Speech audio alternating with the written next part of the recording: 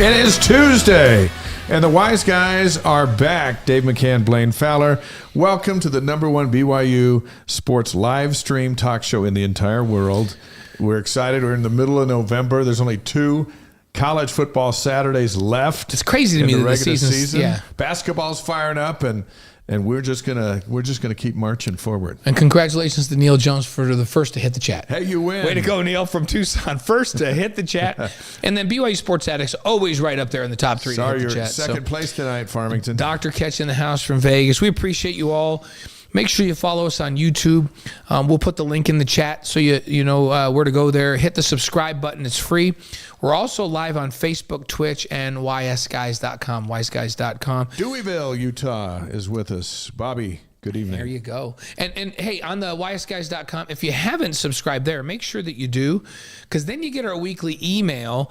And that has highlights from the show, all of the past interviews, including Steve Young, Marie Osmond, Sherry Dew, all of that stuff is there if you subscribe at ysguys.com. Most importantly, anytime you go live, you get a little reminder that we're going live. If we're, if you forgot, it's going to be especially important when we move to Monday nights in December for you to be reminded, all of you, a few times that we're going to be up on Monday nights. Linda is in from Denver. Linda, welcome to the Wise Guys. Before we tease the show. How about Jess for the Marriott Center parking lot? Go women's basketball. That's right. They're coming up at 7 o'clock here, local time, tonight against Utah Valley.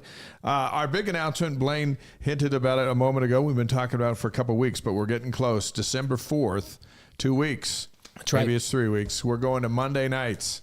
Same time, same place, Facebook, Twitch, YouTube, wiseguys.com, Monday nights from 6 to 8 Mountain Time, because Big 12 basketball is taking over Tuesday nights, and we're calling most of those games. That's right. So Monday night for Wise Guys, and Tuesday is going to be a big night for Big 12 basketball. And you were like, I checked my calendar, my trusty calendar. There are 2 more Tuesday night shows. So next Tuesday the 21st and Tuesday the 28th.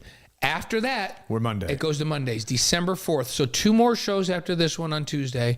And then everybody sets your calendars for Monday night starting on the 4th of December. It's like moving your clocks back. Just move your day back. Yep, exactly. And please let your friends know and everybody else. And there's a lot less going on Monday. You know what? And Monday's I think good for us. What a family home evening activity to gather around and just watch with the the show. Wise Guys. Exactly. That's free entertainment. We will not provide the refreshments. Although, you know what? Down the line, maybe we will. We might. So tonight we've got a loaded show. BYU and Oklahoma playing on Saturday. Max Hall is going to join us, the quarterback who beat the Sooners 14-13 back in 2009. We're going to ask him about that final play and how it all went down to find McKay Jacobson in the back of the end zone. But the big plays before that got him down the field against the number 3 Sooners. Yeah, I was looking back at that and I want to ask Max about that whole drive, because there were some big-time plays in that drive. We all remember the touchdown pass, but that was an amazing drive to win that football game. We're going to talk about BYU and Iowa State. We have some sound from Kalani from the press conference this week. Another disappointing loss. And hey, Steven Marks, don't quit yet, Steven. Yeah, what's going on up there in Olympia? He's come to grips that the BYU's not going. There's 2 games left, Steven. Come on, the pride of Olympia, Washington, Steve. Come on. Just hang with us. Let's see what happens. And then NCAA soccer, second round versus USC. We'll talk about that. Wally Joyner's going to be with us, one of the greatest BYU baseball players in history. And boy, does he have some stories we're going to enjoy here a bit later on in the show. And looking forward to Wally. And a phenom in Major League Baseball, which was really, really fun. I remember those days well. And how about BYU hoops? What did we learn from Friday night's game against number 17 San Diego State? I learned some stuff. You and I talked about it. We talked about it during the game, but you and I talked afterwards about some things that I took away here after an exhibition in two games. I'm bullish on this team for a couple of reasons that I didn't think I would be bullish on this team. It's still a huge task in that league, but we'll talk about some of those things that we take away from 3 games now, really. And we're on the call tomorrow night. Southeastern Louisiana is at the Marriott Center, and that's right. We'll have it at 7 o'clock Mountain Time on ESPN+. All right, our headlines, and there's a lot. So let's start with Iowa State, and already we can feel some of the pain from the live streamers. It was tough. Cyclones won it 45-13. They averaged just under 24 points a game coming in, and then they had a big night. And BYU didn't. Jake Retzlaff, 10 of 27. He threw 2 picks, only 104 yards, had 6 yards at halftime. We wondered if that had ever happened before in the history of BYU We just kept football. looking and going through our notes to try to find if BYU's ever thrown for. And you know what? We were giving Dave Nixon a hard time because remember the 3-0 game in the snow against Utah? Yeah. We're like, it's one thing to not score against Iowa State, but to lose 3-0 to Utah, we told him that was worse. That was worse. Retzlaff I hope you 17. all think that was worse. Which is worse, losing to Iowa State 45-13 or losing to Utah in the snow 3-0?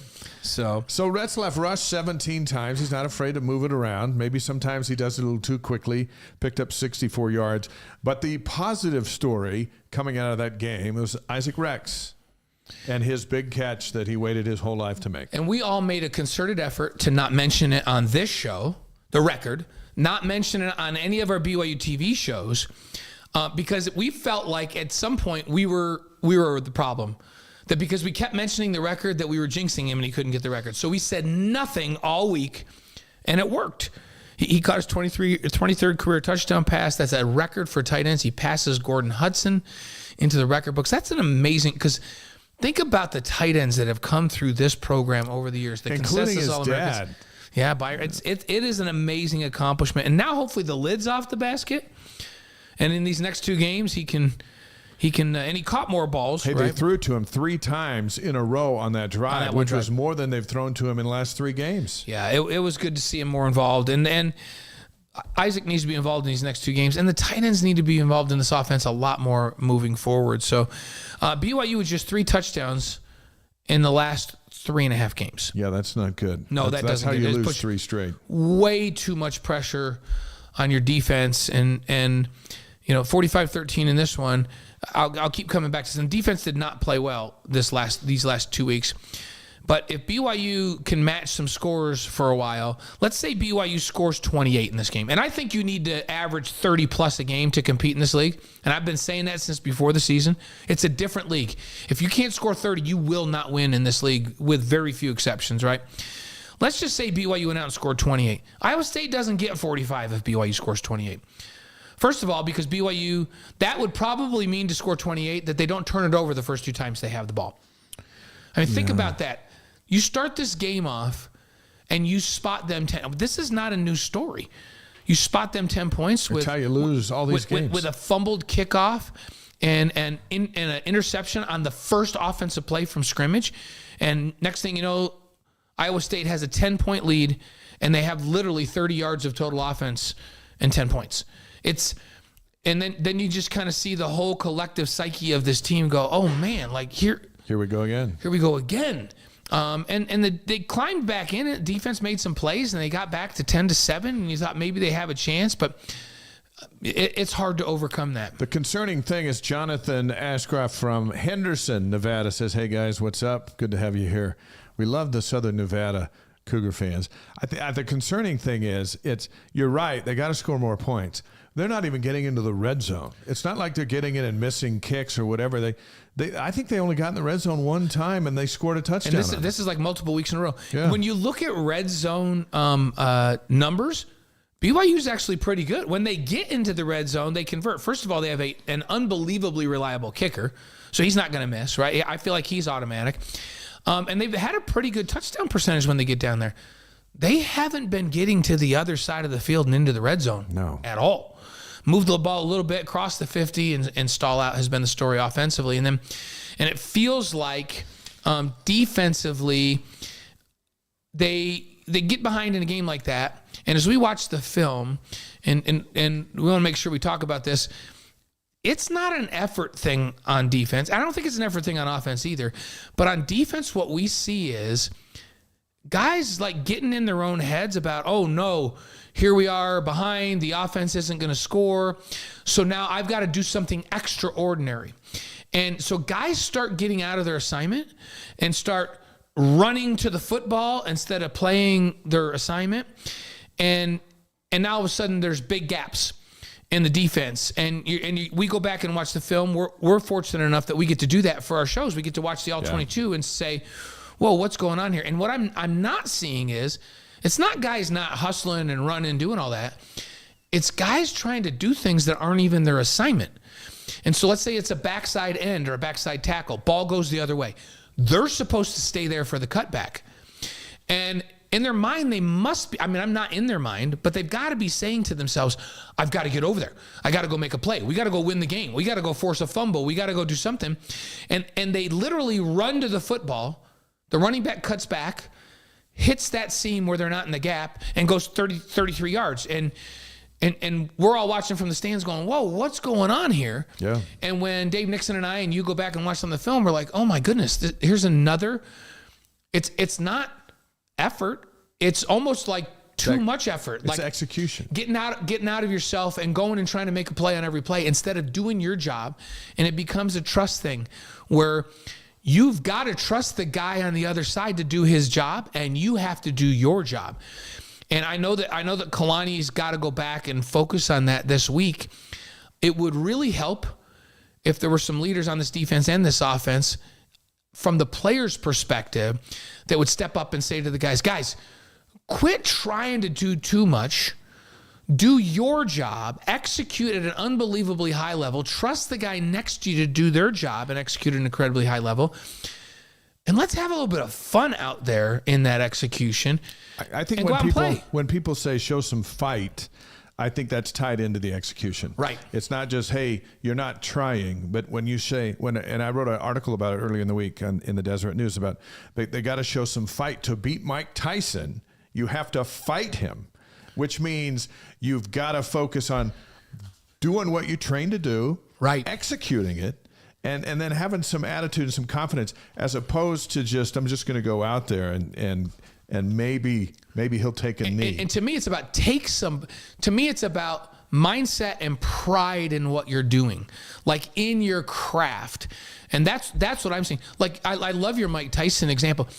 When you say you got to take the fight to Mike Tyson, no, you don't. You don't go run into Mike Tyson with your face. You survive him, get him tired, and then you beat him. What you do is you go, okay, the only way to fight Mike Tyson is this is the defense I have to play. I have to do it this way. I've got to keep my hands up. I got to jab when he does this. To even stay in the ring with Mike Tyson, you have to execute to perfection to stay in the ring with Mike, right? It's not about you're not trying hard enough, because guess what? Trying hard against Mike Tyson doesn't do jack. No, but if you execute, you can beat him. If you don't, you get executed. Right. And so with Mike, you have to say, I have to know exactly what to expect from him. I know what he does, and I have got to hone my plan down, and I've got to stay in my plan to perfection. Do you remember when Muhammad Ali was getting toward the end of his career and his skills were fading a little bit, and he would look at these really aggressive guys like Joe Frazier and some of these guys, George Foreman in his youth, when he would just punch you out with one punch, and Muhammad Ali's like, okay, I have to execute. I'm going to do the rope-a-dope now. And so my skills aren't even as good as they are, but I can still win because I'm going to protect myself. They're going to punch themselves out, but I'm going to be exactly where I'm supposed to be. I'm not going to leave an opening. I'm going to execute this plan that we have to perfection. And in the end, they'll be worn out, and then I will knock them out, I will win. And it might even just be a lucky punch like Buster Douglas got on Mike Tyson. Shouldn't have won that fight at all, but he hung around. Tyson got tired. Right. He landed a punch. That's what's got to happen Saturday. Exactly. And so to beat Oklahoma, you have to execute to perfection on both sides of the ball. And you have to hope that they don't. You have to hope that if you're in the right spots and you don't that they start to take chances and they turn the ball over. Because what happens when you're taking chances and you turn the ball over, you get tight, you give up big runs because people aren't in the right gaps. You don't force fumbles and you don't turn the ball over, because the way you beat Oklahoma is the way Oklahoma State beat them is you win the turnover margin battle and you get some short fields and you don't give them short fields because they're really skilled on offense. And Oklahoma State had to score late in the game, right, but they were in the game. But they were in the game because guess what they did? They made Oklahoma work for everything they had. They didn't give up big plays over the top. Oklahoma turned the ball over. The offense didn't turn the ball over for Oklahoma State and create problems in short fields, and they didn't give that explosive Oklahoma offense short fields. Next thing you know, they're in the game at the end of the game. Guess what Oklahoma State didn't do the next week? any of that. They went to Central Florida when they were a huge favorite, and for some reason, they didn't have the focus that they had against Oklahoma. And it wasn't that Oklahoma State wasn't trying, but they turned the ball over a bunch of times, and the weather wasn't great. Right. They started to try to make too many plays, and they lose 45-3 to UCF. This game is about mindset, and it's about execution. And sometimes it's about effort. And I've had some people come up to me the last couple days and go, they just weren't even trying. I'm like, well, I watched the film. I beg to differ. I don't think that anybody wasn't trying, but I do think the effort in execution needs to be picked up. And the mindset in the game needs to be better about, I am going to do my job every single play and stay focused and be where I'm supposed to be. And when the other team is and your team isn't, it just looks horrible. Oh, it looks bad. And guess what? Iowa State's physical, and in that game they were unbelievably disciplined. Yeah. I didn't see them out of position, and they on the road didn't turn the ball over. Redshirt freshman quarterback too. Didn't turn the ball over. Yeah. And so to me, when we talk about effort, we're talking about effort in preparation and then effort and doing your assignment right in the game. Not about, hey, they're not running hard or they're not trying, because that's not happening. They're trying. Let's listen to Kalani Sitake for just a couple of minutes. Here's his thoughts kicking off Oklahoma week, and then we'll talk about the Sooners, and we'll bring in Max Hall and get his take on things as well. This is Kalani from Monday at the football office. New week, so going to our next game, and then looking forward to the game this weekend. And obviously last weekend didn't go the way we wanted it to, but I think after watching the film and seeing where we're at, have a lot of excitement for what we can get done this week with a quality opponent in Oklahoma, a great team that's ranked, and Venables has done a great job with that team. And you look at his background, he's had kind of, when he was in Clemson, he's had his pick of jobs, and he turned down a bunch of jobs, and this is the one that he took. And so you can see that the Oklahoma brand, they're a national team, and they've had tons of success there in the tradition that they have in that program. So they've been around for a long time and at a high level in the P5 level for decades. And so you see that what they've done with their program and how well they've been coached. They're ranked for a reason, and but looking at what they've done since Venables been a coach, I believe they're 6-6 last year, and look at what the improvement they've made from last year to now being a ranked team with a bunch of fantastic players. I mean, they could do so many things in all three phases. Offensively, we're very familiar with their quarterback and things that he can do with his feet and with his arm. Very strong arm and physical O-line, great playmakers and skill positions, running back and receivers and tight ends. And then defensively strong. I think they have probably the best linebacker in the country playing from. Kalani Sitake describing Mike Tyson. Yeah, exactly. Wasn't that? I was listening to it just going, yeah, that's the storm that's coming. And this is a big contrast from last week, because remember, we talked about this last week. Iowa State, they came in here, and as we watched them on film, we're like, wow, this team is really good defensively, like really physical, really disciplined. They don't give big plays over the top. So really good defensive football team. Offensively, they're good. They're physical. They run the ball. Now here comes Oklahoma in here, and we're going, holy cow, this is one of the best offenses in the country. Like, they're spreading you out and throwing the ball all over the place. Think Central Florida a couple years ago, because it's the same offense. The offensive coordinator for Oklahoma spent a couple of years with Josh Heupel at Central Florida. He left the year right before BYU played them in the bowl game, but Central Florida ran that exact same offense. BYU faced the same offense. And then Josh Heupel, Josh Heupel, yeah. He's moved his way around and is now the head coach at Tennessee. Josh Heupel, an old Mike Leach guy, right? Right. And so there's all this Mike Leach influence in college football, old BYU guy. So BYU's seen this offense, but man, do they have athletes to run it. And interesting, Dylan Gabriel, the quarterback, is the quarterback that BYU faced in this offense at Central Florida. But I can tell you the dudes around him are a little different than the dudes around him at Central Florida. And the dudes at BYU are a little different. Yeah, they're BYU had seven NFL guys, NFL guys in that Boca Raton Bowl. And then Gabriel is now at Oklahoma. A couple of thoughts. BYU Sports Addict. Finally, we're actually playing good teams. I love that. We should celebrate going against number 14 this week. Awesome. Even if we lose, great to be honored to play at this level. Let's just play well. I think a lot of folks forget that because of Les's comment. Yeah, I love Les's comment. He says, Les Namangas says, a quote about the music industry, but applies to college ball. We're now in a culture, not just a business, but a culture in which we expect everything to happen like snap, like that. And did you notice that Kalani said, hey, look at what happened with Oklahoma. They had a down year last year. Didn't go to a bowl game. Because they had a bunch of guys transfer out and new transfers in. Now those transfers are in their second year, and all of a sudden they're competing at a really, really high level.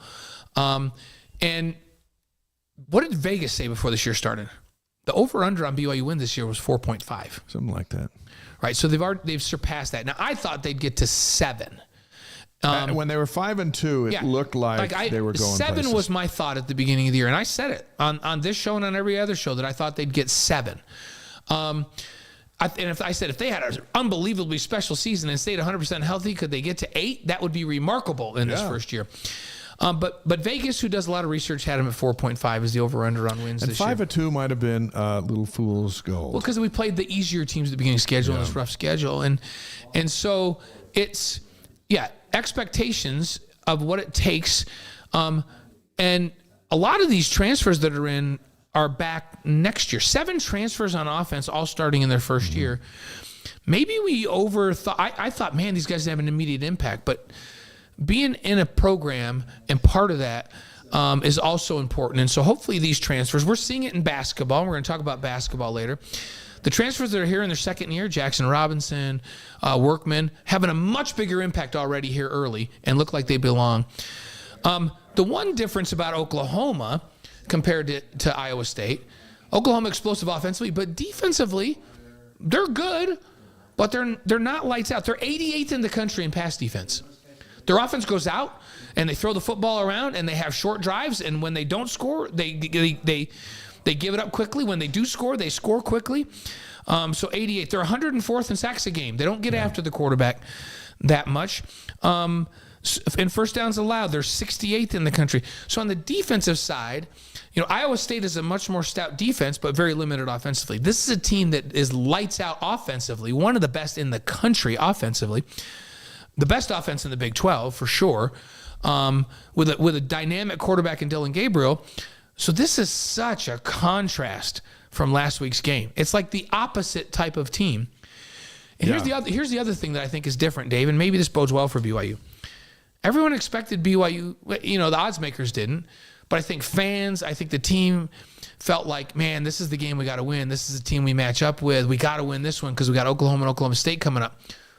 Nobody expects BYU to compete this week. You think the guys can come in and play free and have some fun and maybe play a little looser and I would hope so. Shock the world? Why not? It's your last home game. So till August 31st when Southern Illinois. Yeah, and you got number 14. You have one of the biggest names in college football coming into just because BYU's 5-5. If you're not there, I feel bad for you. This is what being in the Big 12 is about, is having the Oklahomas and Oklahoma States and these big name schools coming in on a week by week basis every year. Hey, Doug's on the live stream from the Front Runner train. Thanks for getting me home. Love having a wonderful show and a couple of fun guys to get me home. Question, why is college football the best sport out there?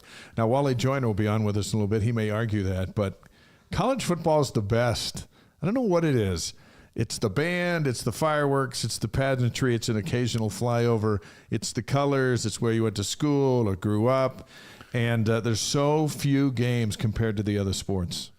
Every Saturday matters. It's an event. It's an all-day event, and every game is so important in the big scheme of things. So 10 a.m. Mountain Time on ESPN. It's the earliest start at Lavelle Edwards Stadium since 2004. Oklahoma's earliest start since 2002. Yeah, I don't know who it favors. Does it favor the home team to play early in the morning? I don't know. There's not enough evidence. Yeah, we got to collect some evidence. I almost would like as good as this offense is for Oklahoma, and as speedy as they are, and as much as they throw the football, because this is a passing-based offense, could we have a typhoon of some sort on Saturday? Because it might favor us to have it be really, really bad weather with bad footing and like not able to throw the football. That might be to BYU's advantage. As we sit this morning, tonight, there's a 50% chance of some rain on Saturday. Can you call your buddy Kevin Eubank? What, have him drum up a storm? Could he dial up some snow for Saturday morning? That he doesn't do that. He just reads the maps and charts. Yeah, Earl Carr says there's no excuse for the stat, but BYU in the losses has been outscored 199 to 64. Yeah, that's ugly. It is ugly. That's big time football too. In BYU's losses, they're horrifically bad in turnover margin. We just talked about Oklahoma State. Oklahoma State beat Oklahoma 2 weeks ago, and then they went on the road and turned it over 4 times and lost 45-3. When you play good teams and you turn it over, you're gonna get killed. You're not playing UNLV. You're not playing Wyoming. You're not playing New Mexico. You can turn the ball over 4 times against New Mexico, and you might even win. You turn it over 4 times against Iowa State, you're getting thumped. You turn it over 4 times this week against Oklahoma, they're scoring 60. Vegas has Oklahoma a 24.5-point favorite. That's the second largest home underdog spread in program history. USC, Reggie Bush and those guys, when they were number 1, they came in as 26.5. Yeah. And they covered. Yeah. They were really good. Oklahoma 24.5. We always have this discussion at our house because all of the boys played and my son-in-law played at Stanford when they were number 5 in the country and run the Rose Bowl. And we get in this argument, well, who played against the best guys? Who played against the best guys? And I'll bring up some of my old school guys, and they're like, they just dismiss that. They don't even know who they are. And then Dallas will say, well, I played against John Ross at Washington, who was the fastest man in football, and played against USC with these guys. And we go down. Gavin, Landon, they all talk about who they played against. And then Kellen goes, well, we played against USC with Reggie Bush and Matt Leinart, and they all go, oh, never mind. You win. Those guys that USC team they was were pros ridiculous. Before they were pros. They absolutely covered in Cougar Stadium, right? In LaBelle Edwards. Before we bring on Max, let's remind you about game day on Saturday morning, 8 o'clock local time, 8 o'clock Mountain game day. We fire up from outside LaBelle Edwards Stadium, 2 hours leading up to kickoff of BYU and Oklahoma on ESPN. And we need you guys watching us because you know how we talk about the Cougars need to have a better mindset? We're not going to have a good mindset at 8 a.m. if we don't feel like people are watching. Don't watch the cartoons. Watch game day. Dave might be trying to do stuff he shouldn't even do. He might be getting out of, It's going to be something. We've never even done a show this early. No. But we're going to do it 10 o'clock Eastern time. That's 8 o'clock Mountain, BYU TV and ESPN Plus, leading up to the Cougars and Sooners with the post-game show back on BYU TV just as soon as it's over. It is our pleasure to welcome back to the Wise Guys the winningest quarterback in BYU history, who defeated number 3 Oklahoma to open his senior season in 2009, the great Max Hall, sporting the colors of the ALA Patriots in the playoffs this weekend. Max, how you doing? I'm doing good. Thanks for clarifying that. We don't want to think I'm supporting any other school than the Patriots right now. And and your team's red and blue, right? So red, white, and blue. Okay, so yeah, see, that's patriotic. And you got a big playoff game Friday night, right? We do. It's a big game versus the number 2 team in the state, Basha. So in that open playoff, we got the 7th seed and get to go against the number 2 Basha team. So they're a good team, but I'm looking forward to the game. So ALA Queen Creek is 8-2, Basha's 9-1. How's Ty holding up as a head coach? Is he still letting you got the green light to call whatever you want? Ty's a wreck, man. I got to be honest with you. He's a disaster. No, Ty's doing great, man. It's been a fun season with him and with Enoch, our quarterback, and the team that we've had. Quite honestly, it was a team that we weren't sure about. We were thinking maybe 500. We'll see. And so to end up 8-2 and the 7th seed in the Open's pretty cool. So we're having a good time, man. Ty's doing great. Hey, there was a good article on Enoch that involved you and Ty, written by Dick Harmon at Deseret.com. How's he doing? How's he coming along? The kid just seems to get better and better every week, more comfortable with the offense. I've been able to expand things and do some different stuff and put more on his plate. And especially kind of the last 2 games, he's kind of got off and he's hot right now going into this playoff game. So I like our chances, man. And he's a great kid doing a great job, and hopefully we can finish right. He's always had the physical skills, right? You mentioned that to us before the season even started. And so much of playing quarterback is understanding what's going on the other side of the ball, getting the ball out on time in the right spots at the right time. That's all mental stuff. And I hear you talking about that with him. How have you gotten him to progress so fast, so quickly? Because I think BYU needs some advice on how to get these guys to progress in the same way, right?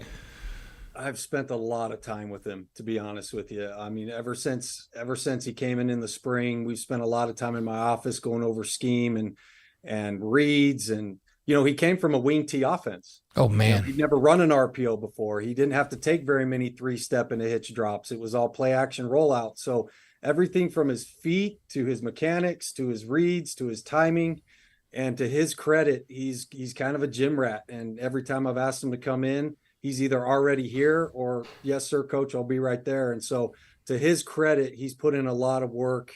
And quite honestly, because of him, we've had the season that we've had. Well, Max, Jake Retzlaff's getting ready to play Oklahoma on Saturday. This will be his third start if he starts. Yeah, we don't know if Keaton's healthy and will come back or not. They haven't decided yet. But Aaron Roderick said he's preparing Jake. What does Jake got to do? You've seen him a couple of games now. Is he so in over his head? What are you seeing that gives you hope? Well, I'll tell you what I like about him is I think the kid's got fight, and I think the kid's got heart. He's got playmaking ability. I just, it's hard when you watch the games at home on TV. You can't really see the routes downfield, the secondary. You can't really pick up on all of his reads. I'm guessing that he missed some. There was a few replays, and I think he missed some reads, and that stuff takes a while. He's still young, and he's playing some really good football teams. So hopefully they can, him and A-Rod can get together and in the scheme, come up with some ways to where you can get the ball out fast, get him some easy reads, and let him use his athletic ability. So whatever that looks like for them. But I always tell people, try to be creative yet simple. Be creative in what you're doing, but make it simple for the quarterback, especially when he's young or new. Max, as I watched all of you guys develop from playing as young players to being veterans and playing as juniors and seniors when you've had a lot of reps, it feels like you all get better at getting through your progressions and then just getting to the check down. And it seems like you always know where the check down is. And so it's like, hey, instead of 1, I'm waiting a little bit. No, he's not open. 2, crap, now I need to run. It's like 1, nope. 2, nope. 3, here's my check down. Bam, and it's off.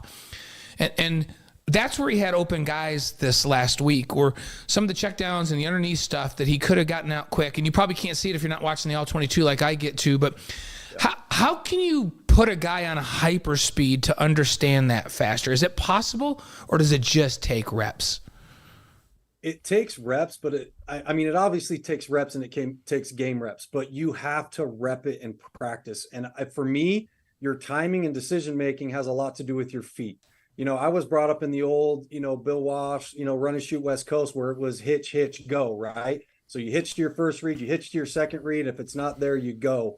And so something like that, timing wise, is what he needs. And I think it starts with his feet and understanding the timing of the routes and the concepts, getting to my check down.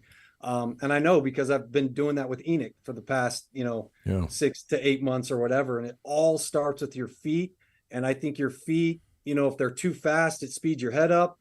You need to have the right timing to make the right decisions and to go through your reads. So that's, in my opinion, what you can do for it to happen the fastest. Former BYU quarterback Max Hall is on the Wise Guys on YouTube, Facebook, Twitch, and ysguys.com. BYU's 5-5 through their first year of Power 5 football in the Big 12. What has surprised you? What has disappointed you? Wow, that's a tough question. What has surprised me is the record. I thought that they would have won a few of the games that they lost. I was expecting them to be more, at least 6-7 game wins. And I'm sure the coaches and everybody would tell you the same thing.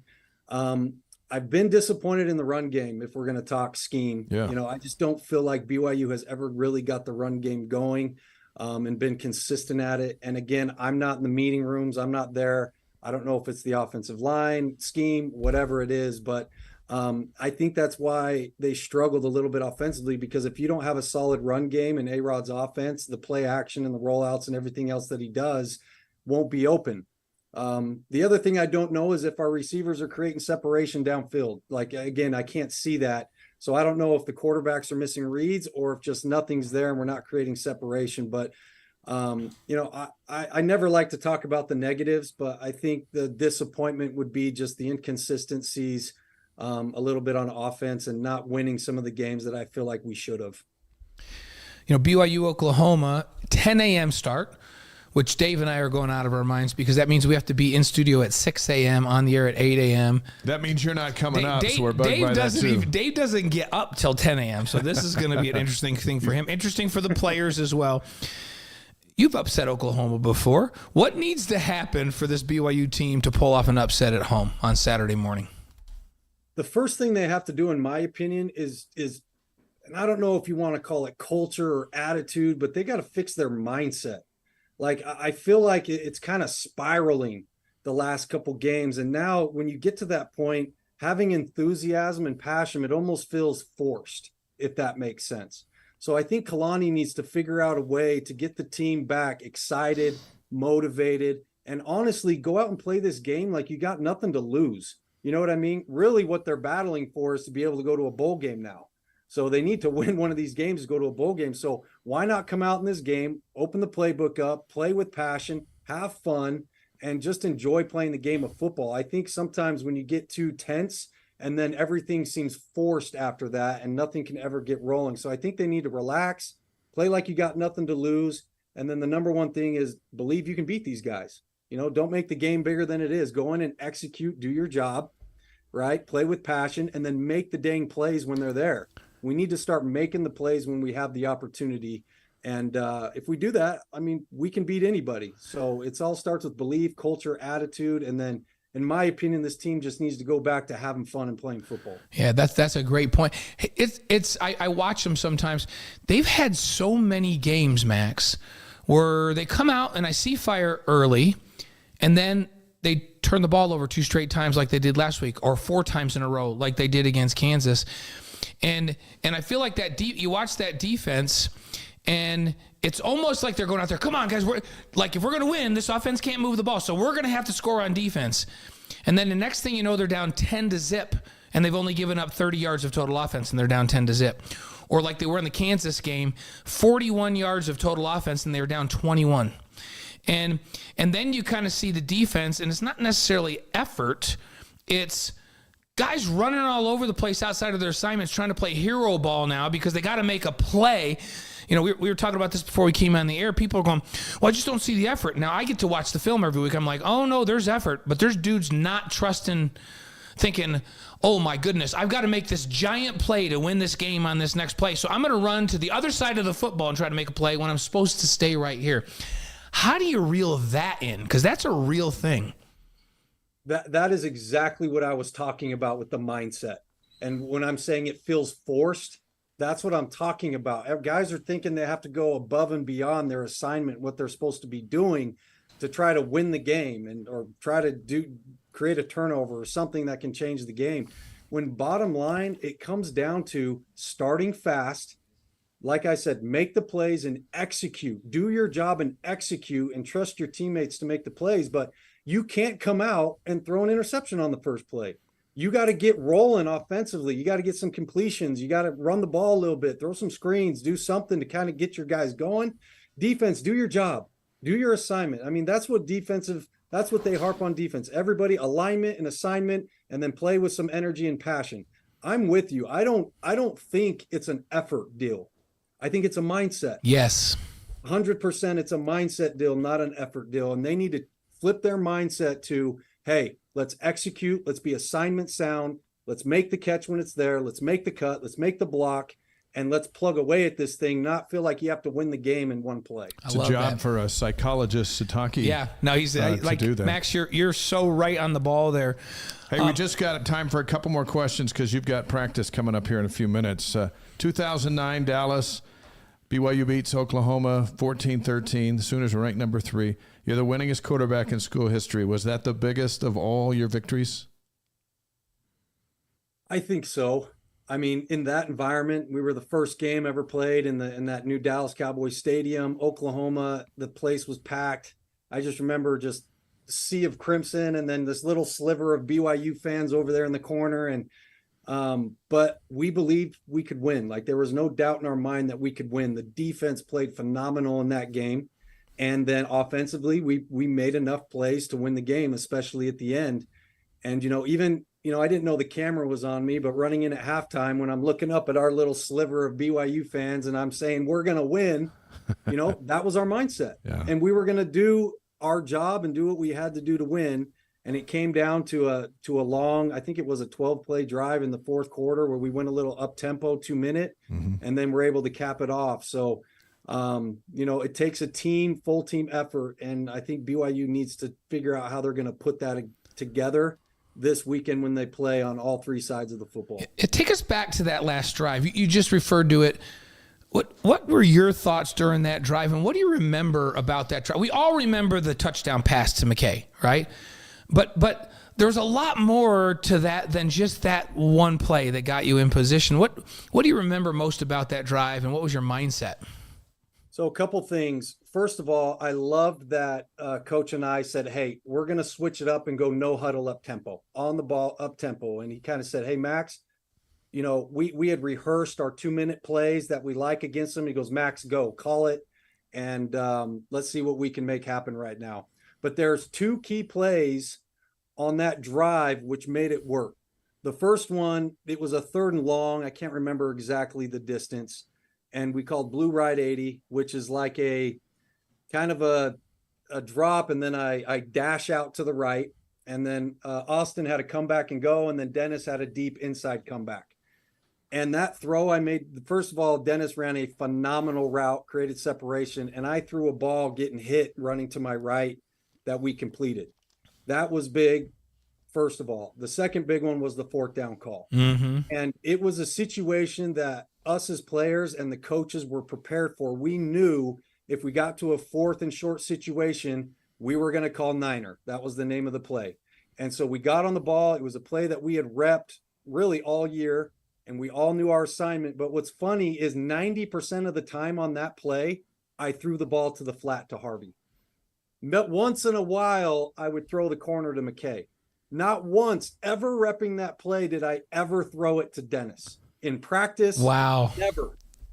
Well, went for 23 yards. One of those things that was instinct, and I rolled out, went nope, and just happened to look inside to Dennis, and he was there. I dumped it to him. Take what He the took it defense down to the gives, 10. right? That's this offense. Take what the defense gives. And then a couple plays later, you got Jacobs in the back of the end zone, and the rest is history. People forget about those big plays that got you there. I love that. That's awesome. Yeah. Thanks, Max. Max, we wish you the best of luck Friday in the playoffs, and we hope to see you up here very soon. Thanks for joining us. Go bash Basha. That's what I say. Bash Basha, man. Absolutely. I appreciate you guys, man. Go Cougs. Let's get the win this weekend. Thanks, Max.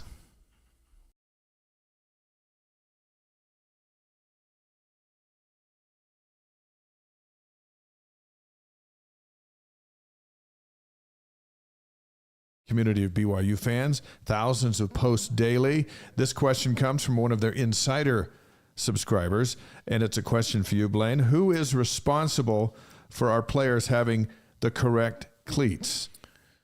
Yeah, this is Cleatgate. And will having the game in the morning be helpful if we aren't able to get the proper cleats for our players? Everyone noticed BYU's guys were slipping around, and Iowa State's guys were not. They slipped a little, but not to the level that BYU is. Yes. So there's two different styles of cleats that you can wear, and let me answer the first question first. It's a combination of equipment and the players, because the equipment managers make suggestions and the players in the end decide. I think after this game, the equipment managers and the coaches just need to make the entire decision, right? The problem is the one that would give you better footing for that game is a lot heavier. So a lot of guys choose the lighter shoe. BYU, for the most part, when that field's in good shape and dry, wears molded cleats. They're like plastic molded on the bottom, like Nike Vapors. They're really light. It's almost like wearing a track shoe, so you feel faster in those. When the field gets soft and wet. And in this game, they've had that field covered all week last week. But when they took that cover off, as we got into the evening, the dew point came down and dew started to settle on that field. And it's a big sand-based field that drains a lot of water. It gets really soft. Then when the field gets soft and you have those molded cleats, it's almost like everybody's gone out and golfed early in the morning when the dew's on the grass, and you come out, or you look off on the bottom of your foot and you're like, I'm slipping. And it's just nothing but grass. It's like wearing flat shoes, like just gets up into those golf shoes. Yeah. And you come over to this, you go over to those things where you clean them out. That's what those molded cleats look like after about 2 plays out there. They're just completely packed with turf, wet turf in the bottom of them, and you start to slip. The other style of shoe is a screw-in, which the Iowa State guys had. They're a little bit longer. They're spread out. They're less likely to cake up. So further apart, bigger, and a little bit longer. And when the field's wet and soft, you get better footing with that. But they're significantly heavier.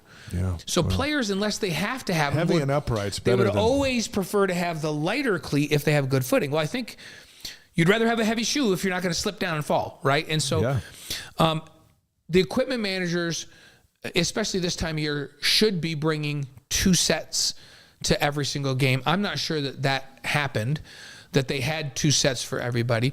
I think they made recommendations. Hey, it could be wet. Do you want this or do you want that? And the players decide that this is what they want. And then I don't know, they easily could have run over at halftime if they felt like they're having a big enough problem. But it's a combination of the equipment manager making a recommendation and the player deciding what they want to do. But in the morning, this weekend, it could be rainy.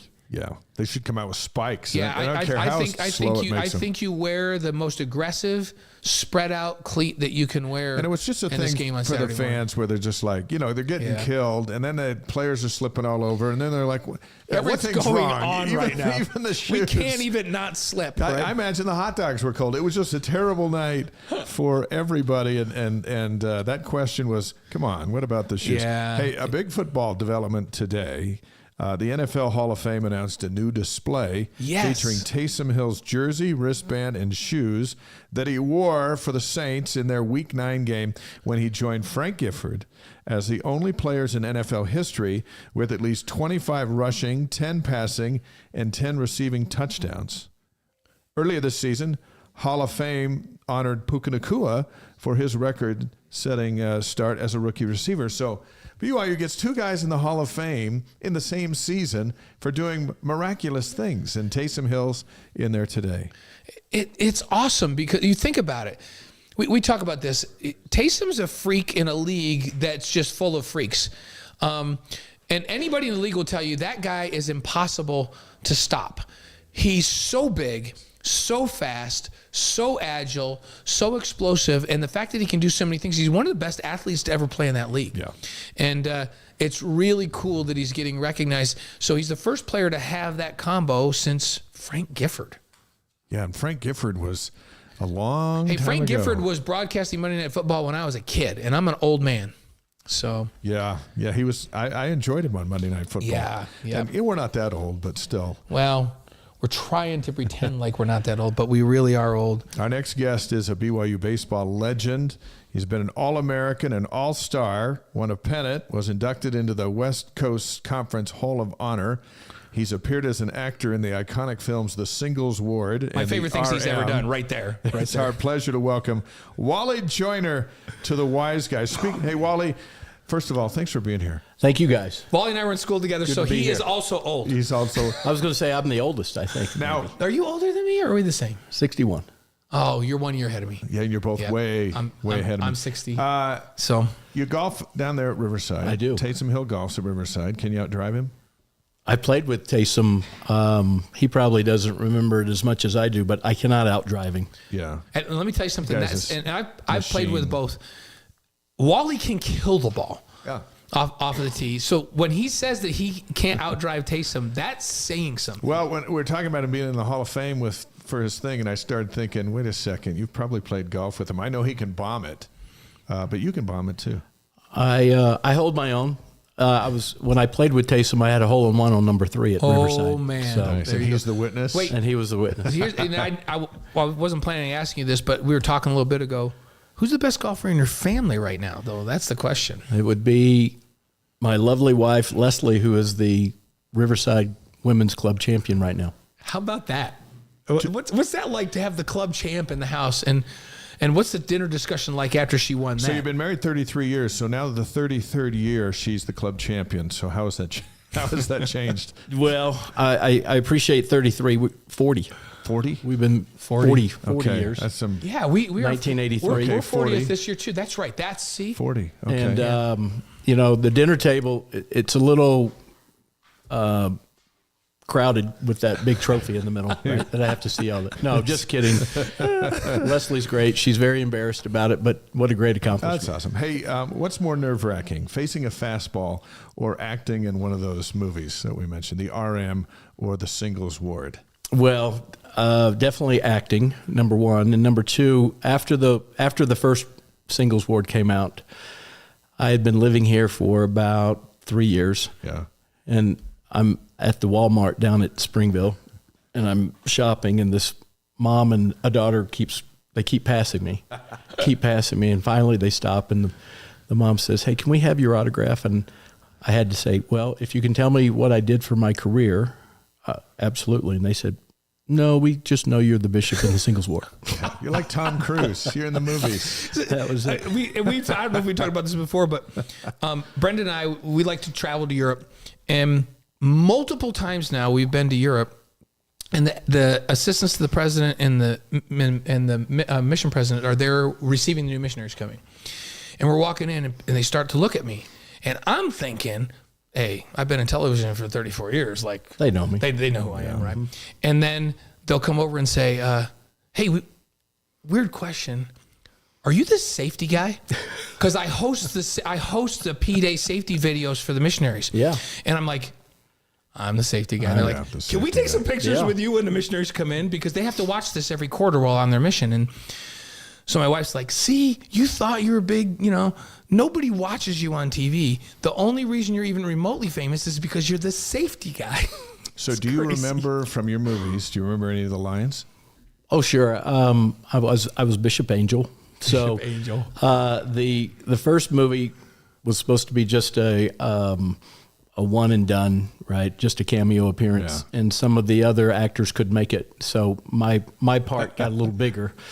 So I had a few speaking parts. It's a little nerve-wracking, isn't it? It is. With the lights and cameras, and it's not be natural. It's get your line right. Yeah, we don't care if it's just get it right. Yeah. Right? And but the second movie was the RM, and that was my favorite because in that movie, my wife in the movie and I had the missionary come back from his mission, and he came back to our house looking for his job, and we had sold my business.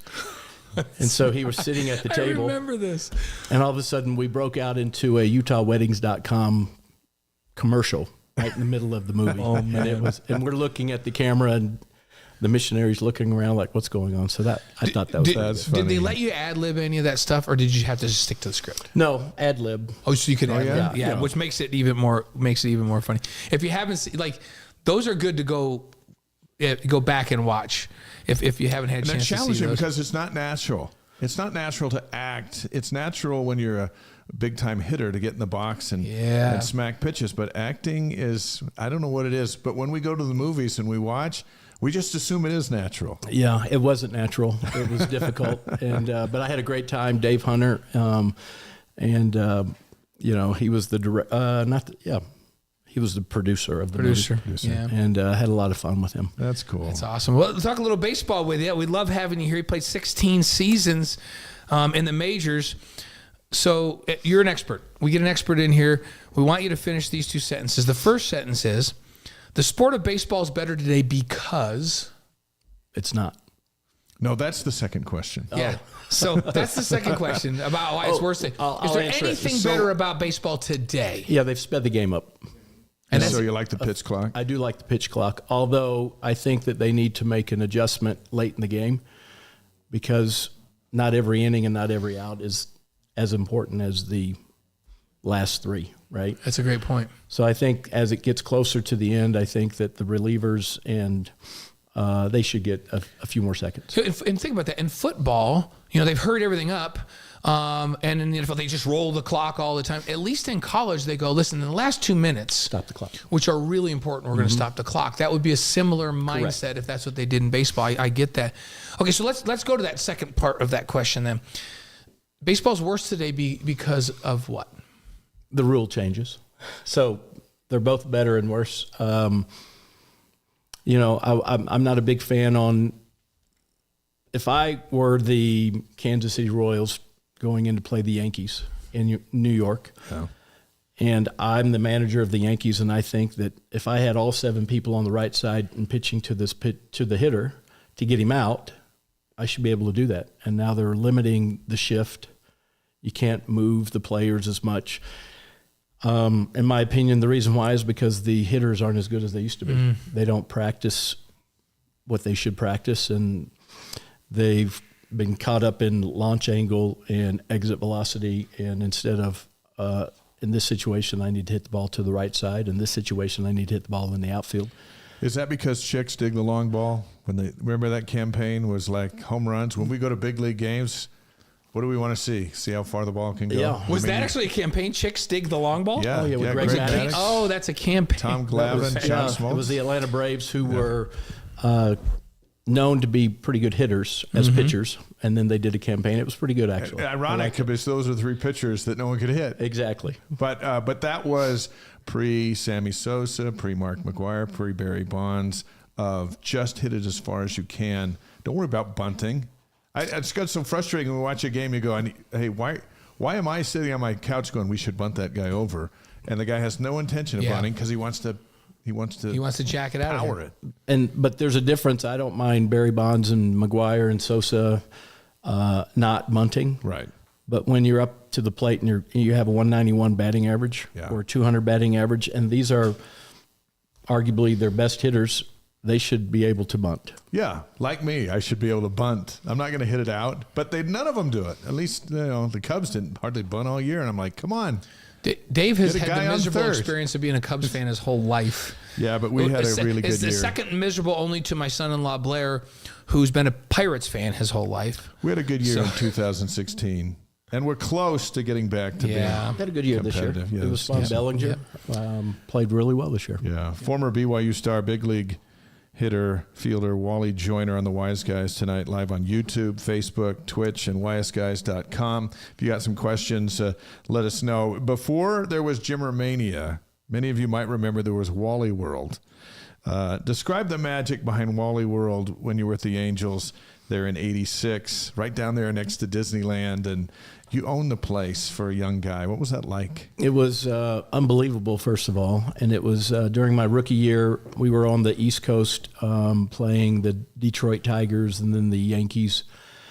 And then we came home to play the Tigers and the Yankees. And so it was a Friday night, I think, and I'm walking up to hit my first at bat. And I get into the batter's box, and there was this loud noise and commotion out in right field, loud enough to stop play. And I stepped out of the batter's box, and all of a sudden there was a big banner that was unfurled, and it said, Detroit Tigers, welcome to Wally World. Oh, man.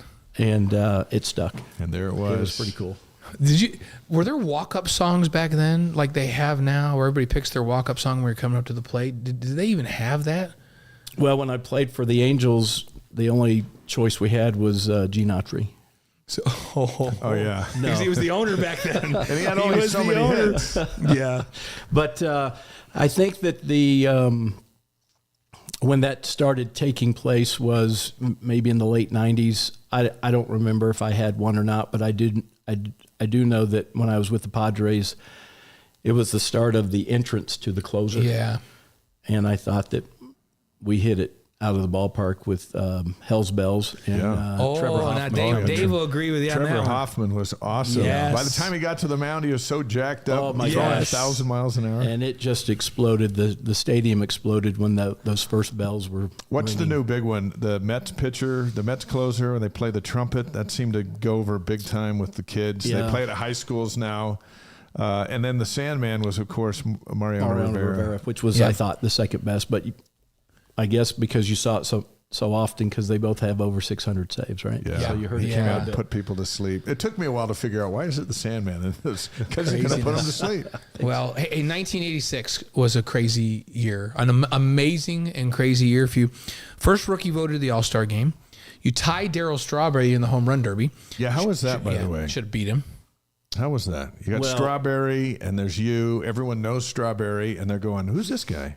And we're in Houston playing in the Astrodome, which was one of the biggest places.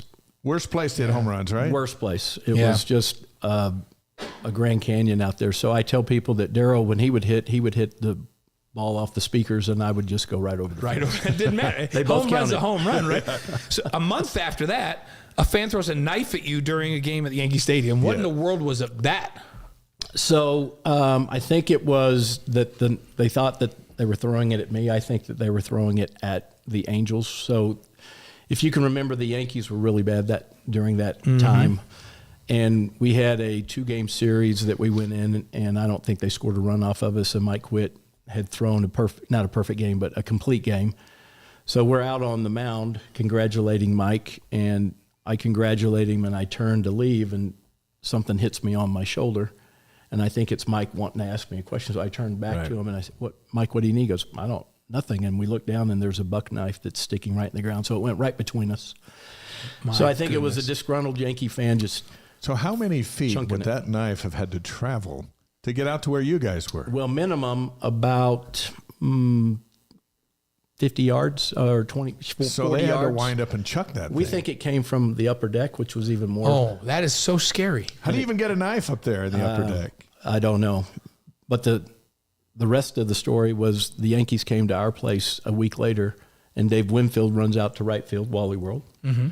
And all these rubber knives are thrown out at him. Of course, there had to be a retaliation. Oh, it was great. It was great. And that, of course, didn't get you any interested to go back to play to New York. Were you thinking, hey, what kind of a wild place is this? Well, it was a wild place, but it was one of my favorite places. Really? Yankee Stadium was great. Boston was great. Is the new Yankee Stadium okay with you? The new, like they built it in the parking lot and made the parking lot where the old one was. It's not the same, but it's close. In my post-career, I was the coach for a few baseball teams, Right. and my last stop was with the Detroit Tigers, and we had a hitting team. We had Miguel Cabrera, Victor Martinez, JD Martinez, Nick Castellanos that are still playing, and their goal, so we have like 3 or 4 hitting groups, and they were 1 or 2, and their goal was to hit all the baseballs out of the ballpark. So the 4th group couldn't hit, and they were very successful. That's awesome. All right. So let's stay in 1986 because that's when everything happened. Game 3 of the American League Championship Series against Boston. You got a shot to win this series and go to the World Series. You get a staph infection on your shin. How did that come about? And then it took you out of the series, and the Sox beat you in 7 games. It was, first of all, devastating. Yeah. Let's back up about 3 months after the All-Star game. We open up in Seattle for a Friday night game after the All-Star break. I foul a ball off of my shin hitting. Oh, very painful. My next at bat, I do the same thing in the same spot, so it was double painful, and it broke the skin. I thought I broke my shin. They took me off, and I went to the hospital for x-rays. X-rays were negative. But what we think happened was staph infection got into that sore, that hematoma, and it was so deep that it got underneath my shin, and it was unnoticeable after about a week. I started complaining about being tired. I was very tired. The second half of the season, my numbers went down. I was just treading water. And you had no idea why? No idea. Well, everybody, their answer was, well, you're a rookie. You're not used to playing this many games. And so I bought in. Yeah. And so I'm just playing. I have a nice postseason start against Roger Clemens and Bruce Hurst. Game 3, I'm on second base. There's a base hit. I'm trying to score. I elude the tag of Rich Gedman, but in the process, I twist my ankle on that leg. And that night, I started having flu-like symptoms. High fever, and I'm like, this is bad luck, right? Can't happen. The next morning I get out of bed and I collapse on my right side. I look down and I got red streaks going up my leg. Have no idea, hobble to the car, drive up. Man. You drove yourself to the hospital? No, I drove myself to the stadium. Oh, gosh. They took one look at you. Trainers looked at it. They called in all the doctors. The dermatologist took the ice bag off and looked at it and said, "You're going right to the hospital." And that's when they thought it was staph infection. And that's the explanation. I stayed in the hospital for 2 weeks. Yeah, for the whole rest of IV the antibiotics series. to try to, just a combination of IV antibiotics and trying to get. I was on the strong IV antibiotics, but it was just so. So now let's go so back. strong. Let's go back to the sprained ankle. Let's say you don't sprain that ankle, and your shin issue goes undetected. Mm-hmm. If it's enough to knock you down to the floor, is it enough to knock you out? There was a good chance I was going to lose my leg if that didn't happen, for sure. So That's the goodness best for sprained the ankle sprained in the history then. Yeah. And isn't that interesting how life teaches us lessons? Because you hate the fact that you're in the hospital and your boys are playing in the ALCS and they're struggling and you're the answer to them winning.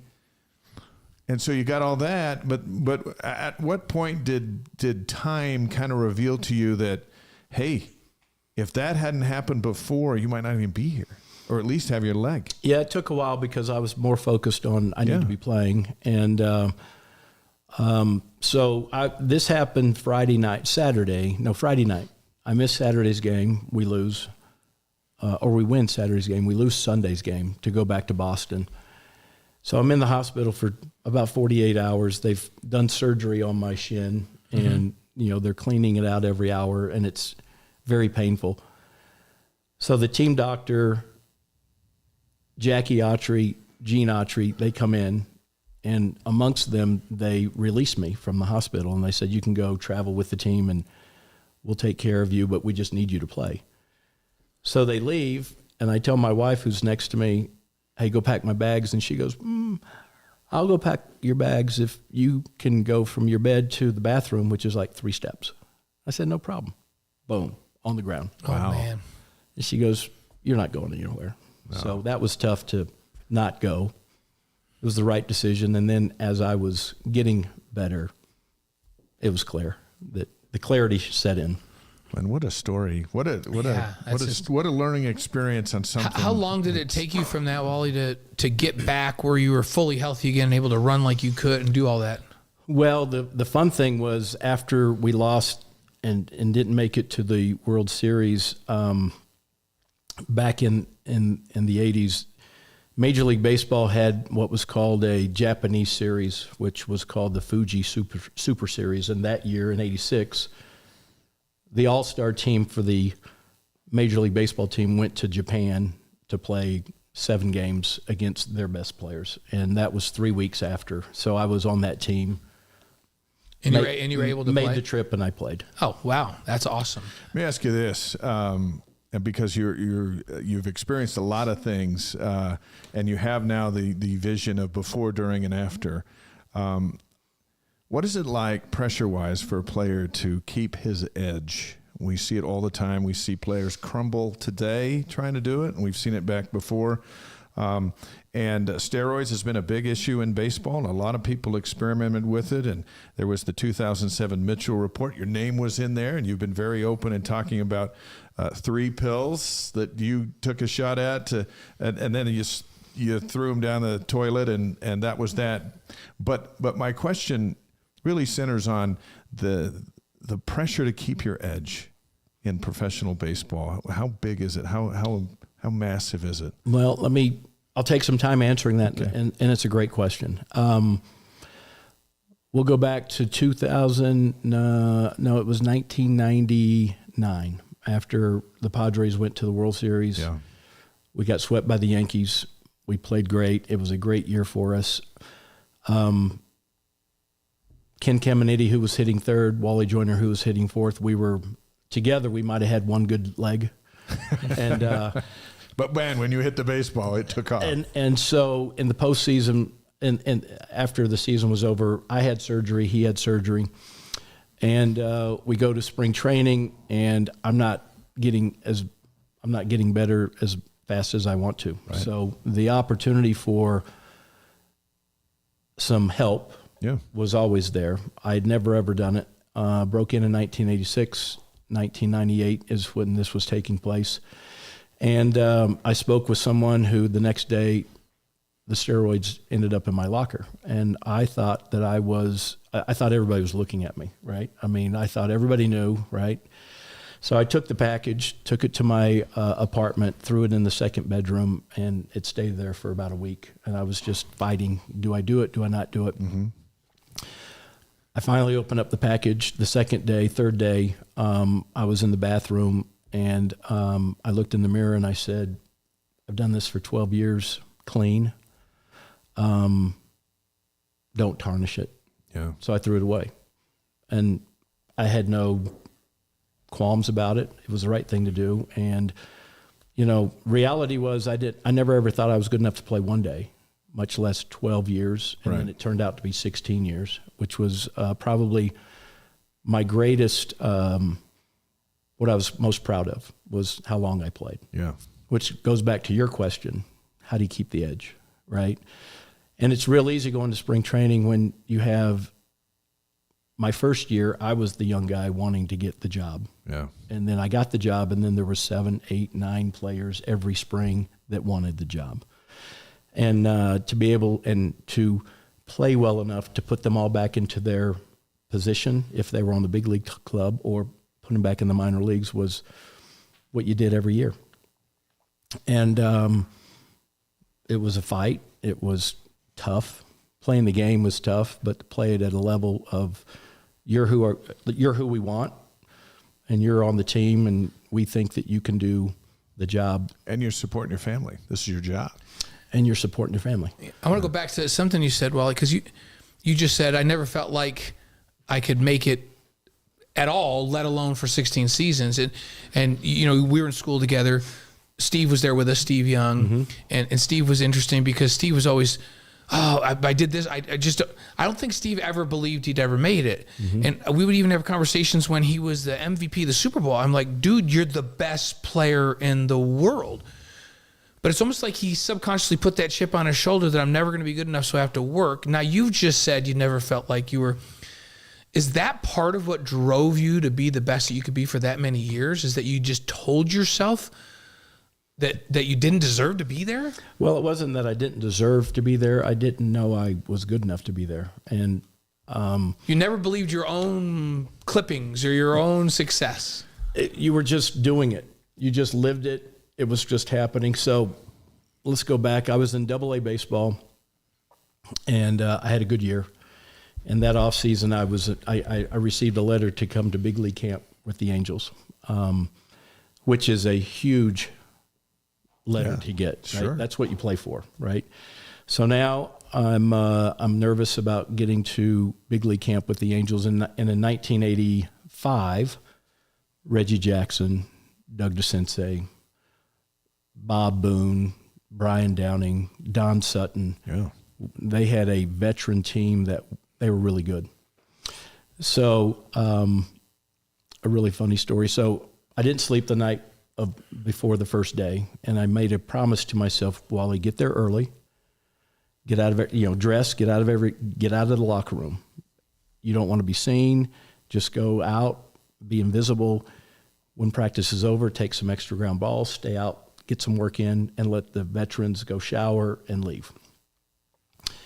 So the day goes through, and it's perfect, and I'm one of the last guys to go into the locker room, and nobody's around, which I'm happy about. And I go to my locker, and on my chair there's a note that says, please go see Mike Port, the general manager's secretary, right?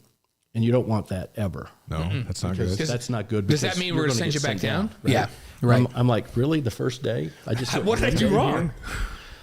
So I get and I don't know the ins and outs. So in my uniform, I go out the back and I go out to the front where the public is walking in and getting schedules and asking questions. And so I walk into the front entrance, and there's about 5 or 6 people that are being helped. So I just sit down, and I'm waiting patiently. And finally, it's just me and the secretary. And she looks at me, and I look at her, and she goes, can I help you? And I said, well, I'm here to see Mike Port's secretary, Leslie. And she goes, I'm Leslie. Who are you? And I said, well, I had this note to come see you. And she goes, what are you talking about?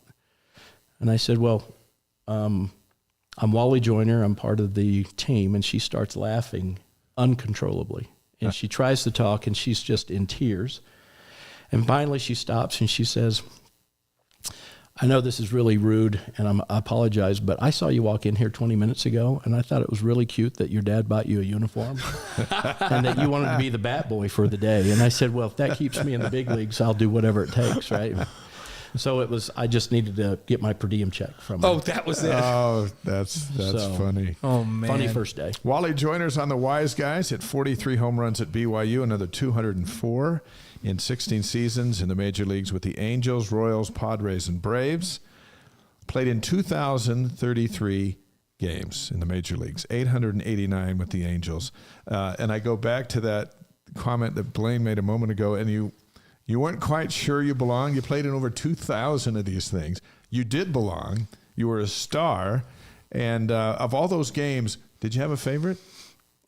I had a handful of favorites. The All-Star game was So I get elected to start in my rookie year.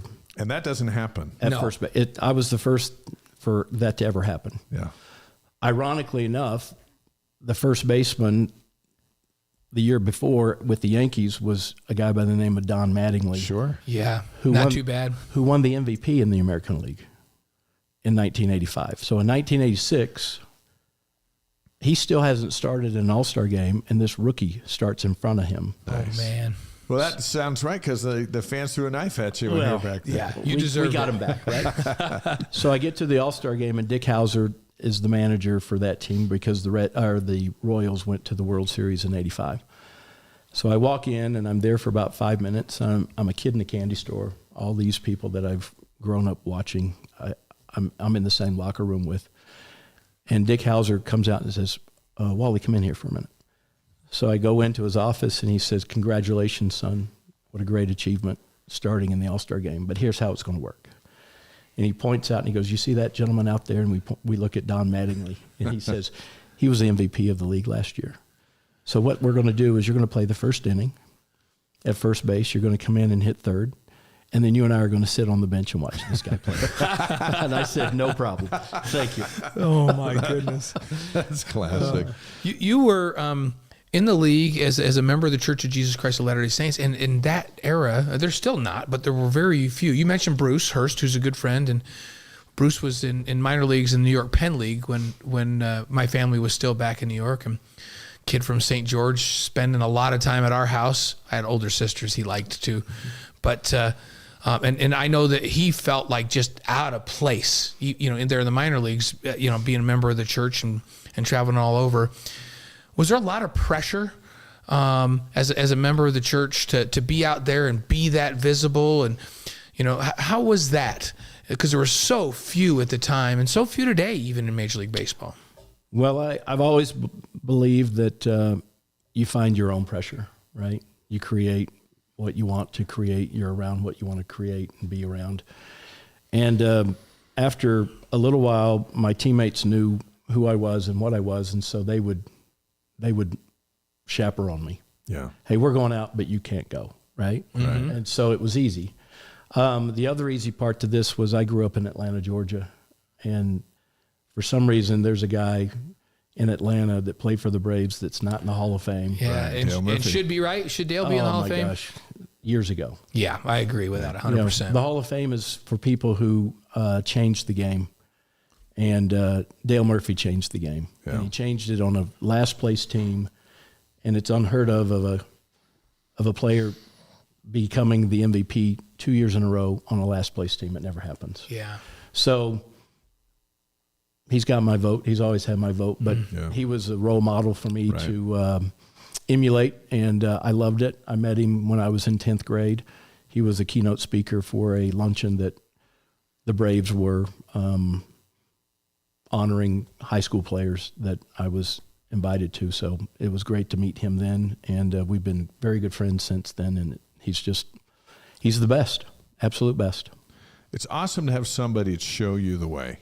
We all have them, whether they're our parents or friends or icons like that, that, hey, you can do this and you can be this.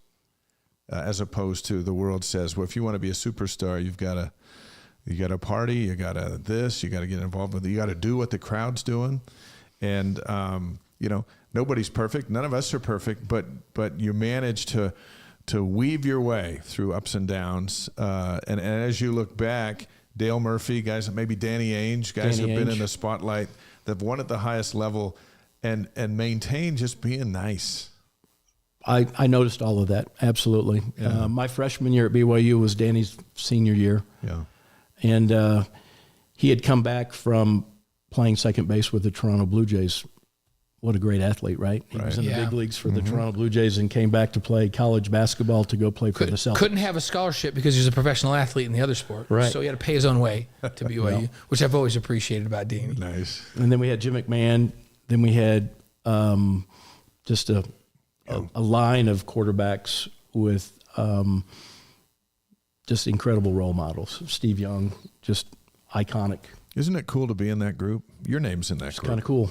Absolutely. That was we call it Camelot, back at that time in the early to mid '80s when Wally and I were there together, because our baseball team was one of the top in the country, with phenomenal, like you played with guys like Rick Aguilera and Corey Snyder, Scott Nielsen, like on and on and on and on. Basketball team was going to an Elite Eight. Football team was winning a national championship and perennially in the top 15. There wasn't a better time. Like, you can argue all you want, but Wally and I are going to say there's never been a better time for BYU sports than that time. My question is, that 1983 team, is that the best baseball team that BYU's ever had? I could argue yes. It has my vote, by the way. I think we had 7 or 8 players on that team that got into the big leagues. Not to professional baseball, but made it to the big leagues. Aguilera, Snyder. Let's see, Scott Nielsen. Joey Whitmer with the Seattle Mariners. We had Gary Cooper with the Houston Astros. A couple other guys that I can't think of right now, but yeah, it was unheard of. Little school in Utah. Yeah, that doesn't play on Sunday. Going to watch Wally and Corey was like, hey, let's have Corey hit it onto the steps of the Marriott Center and then have Wally hit it onto the dorms in Helaman Halls. Like, it was nuts to go watch you guys play back in those days. In our final minutes together with Wally Joyner tonight on the Wise Guys, let's get to the good stuff. You ready? Yes, sir. Let's go back to the beginning. Yes. Gary Pullins, BYU's coach, he comes to see you. He's recruiting you. And before he sees you, he sees your brother Brent. And he thinks Brent is you. So how did that go? That was a great story. And I'll have 2 great BYU stories. So I'm the youngest of 5 in my family. I was just a natural athlete growing up. Yeah. My nickname at BYU was called the bowling pin because I had a narrow shoulders and a big backside, right? Mm-hmm. Your coach described it as a pear-shaped body. Give him the quote. Give him the quote from Gary. I love Coach Pullins. Oh, he's fabulous. A pear-shaped body who was already losing his hair. He didn't look like an athlete, but the story changed when we put a bat in his hand. So there you go. That's what Coach said. So Coach Pullins said that. Coach Tuckett, who was arguably baseball was his sport, right? Yeah. He came out in the fall ball that in 1980. In 1980, he came out to watch the new recruits, and he was interested to see this young kid from Georgia. And he said he took one look at me and said, this isn't going to work. And then after my junior year, he came up to me and he said, Wally, of all the parents and all the moms that said that their son was going to be a winner, your mom was the one that told the truth. So it was a great, very great compliment that he gave me. So does Brent think he's getting a scholarship right about now? Well, so I'm the youngest. My brother Brent was a year older than me, so he was preparing to go on a mission. And just picture the movie Vacation. Right. So we're in Georgia. We have a station wagon, and we put a U-Haul on it, and off we go to BYU. Which could have been Wally World. It could have been, that was right? the movie, right? And, That's right. Wally World was in the movie. So we get to Colorado somewhere, and my mom says, you know what we're going to do? We're going to go right to the BYU baseball office, and we're going to meet Coach Pullins. And I'm in the back going, why don't we just go to the dorms, right? I have time to meet Coach Pullins. I wasn't interested. Yeah. And so my mom wins. So we get to, and we pull up into the Smithfield house, and we illegally park, I'm sure, right? And we walk into the baseball office, and my mom goes, is Coach Pullins here? And the secretary, no, he's still teaching. And I'm like, phew. And I turn around, and my mom says, well, where is he teaching? Right? We're going to go. Wow. We're going to go find him. Right? Mom is persistent. We didn't drive past the giant ball of yarn like in the movie For nothing. to get to this. So they said, well, he's actually on the second floor of the Richards building right across the quad. And in fact, his class will be over in 10 minutes. So off we go, right? So it's my mom and dad, then my brother, and then I, and I'm dragging, and I'm going up the stairs. And as I'm going up the stairs, the bell sounds, and out comes all the students. Yeah. And I'm eluding the students, and I know what Coach Pullins looks like, and my mom knows, but he doesn't know anything about us. So my mom sees Coach Pullins come out of the just yells, Coach Pullins, we're here. And he's like, what? We're the joiners. And so all of a sudden I see his face, and he's like, oh, I get to see this guy that we gave a full scholarship to. Right. Mm-hmm. So he comes over, shakes my mom's hand, shakes my dad's hand, and as he's doing so, he focuses right on my brother, who was a football player, a track star, and he was narrow waist, big shoulders, right? Okay. So he looks right at him, and he comes over, and he shakes his hand, and he says, Wally, you look great. Great to have you here. And this big smile's on his face, and he says, you know what? Take your time this week and come out to practice next Monday, right? And my brother's like, Coach. And finally he goes, what? He goes, I'm not Wally, I'm his brother. And he goes, well, where's Wally? And it was like the parting of the sea, right? He turns and he points to me, and I'm sitting there, and the smile goes away from his face, and the forced handshake comes out. True story. And he shakes my hand, and the only thing he says is, Wally, practice starts at 3 tomorrow, don't be late. Wow, And that off changed. we go. And it was, and we laugh about it all the time. How long did it take for him to recognize, because he says that, he put a bat in Wally's hand and everything changed. How long do you think it took for him to go, wow, this dude's hand-eye and his stroke is ridiculous. He's going to be just fine. I'll answer it this way. So we talked about Rick Aguilera, right? So I was the Georgia High School Player of the Year coming to BYU. Rick Aguilera was all CIF, Southern California. I was recruited as a pitcher first baseman, and Rick Aguilera was recruited as a shortstop pitcher. So we have fall ball. Coach Knowles, the pitching coach, and I get my 2 shots at pitching, and I'm running off the field like I did a good job, and he puts his arm around me, and he said, son, I think we're going to try you at first base, right? Mm-hmm. So that was just the political way of saying you can't pitch, right? So Rick Aguilera has his 2 games at shortstop, and he has, he's been pitching, and Coach Pullins puts his arm around him and says, son, we're going to try you as a pitcher, and you're not going to play short. Yeah. I played 16 years in the big leagues as a first baseman. He plays 16 years, over 300 saves as a reliever. There you go. There you go. Seemed to know. They knew where you belong, which is Cougar, awesome. Blue Cougar 73 on the live stream. I grew up in Southern California. I loved watching Wally Joyner play at Angels Stadium when I was in high school. Good to have Blue Cougar 73 on the live stream. Folks all over the world listening to our interview tonight. It's so good to have you here. Of the 43 home runs you hit at BYU between 1981 and 1983, one of them, according to Duff Tittle from BYU Sports Information, landed on top of May Hall. That's the furthest one up in Helaman Halls, up by the road. Yeah, tell us about that home run. Well, I don't remember that as much as I remember playing in Air Force Academy in Colorado Springs, which was a little bit more elevated. Right. And unbeknownst to me, there were some scouts starting to scout, and there was a gentleman by the name of Joe Madden who... The Joe Madden who won the world championship for the Cubs? He was scouting for the Angels at the time. Oh, wow. This is in 1982 or 83. And he was at that game, and I hit a home run, and he walked it off, and he swears it was a bomb, right? Yeah. And that's what got his attention. And he actually scouted me, drafted me, signed me, and we're great friends. No to this kidding. day. Yeah. That's awesome. How about that? Honestly, and I had the great privilege of being able to go and watch these guys. Watching he and Corey hit was like, who's going to hit one further out of this place?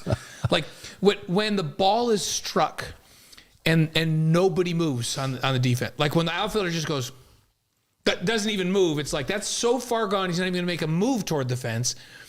And you and Corey were hitting those all the time. So I tell people I had about a handful of those, and Corey had a handful of just missing them and hitting home. Every one that he hit was up on the Marriott Center steps. Yeah, he hit one. I remember I was at a game when he hit it onto the. Remember, out of the ballpark, across the street, and onto the steps of the Marriott Center. On the fly. And of course, Wally's hitting him over to right center.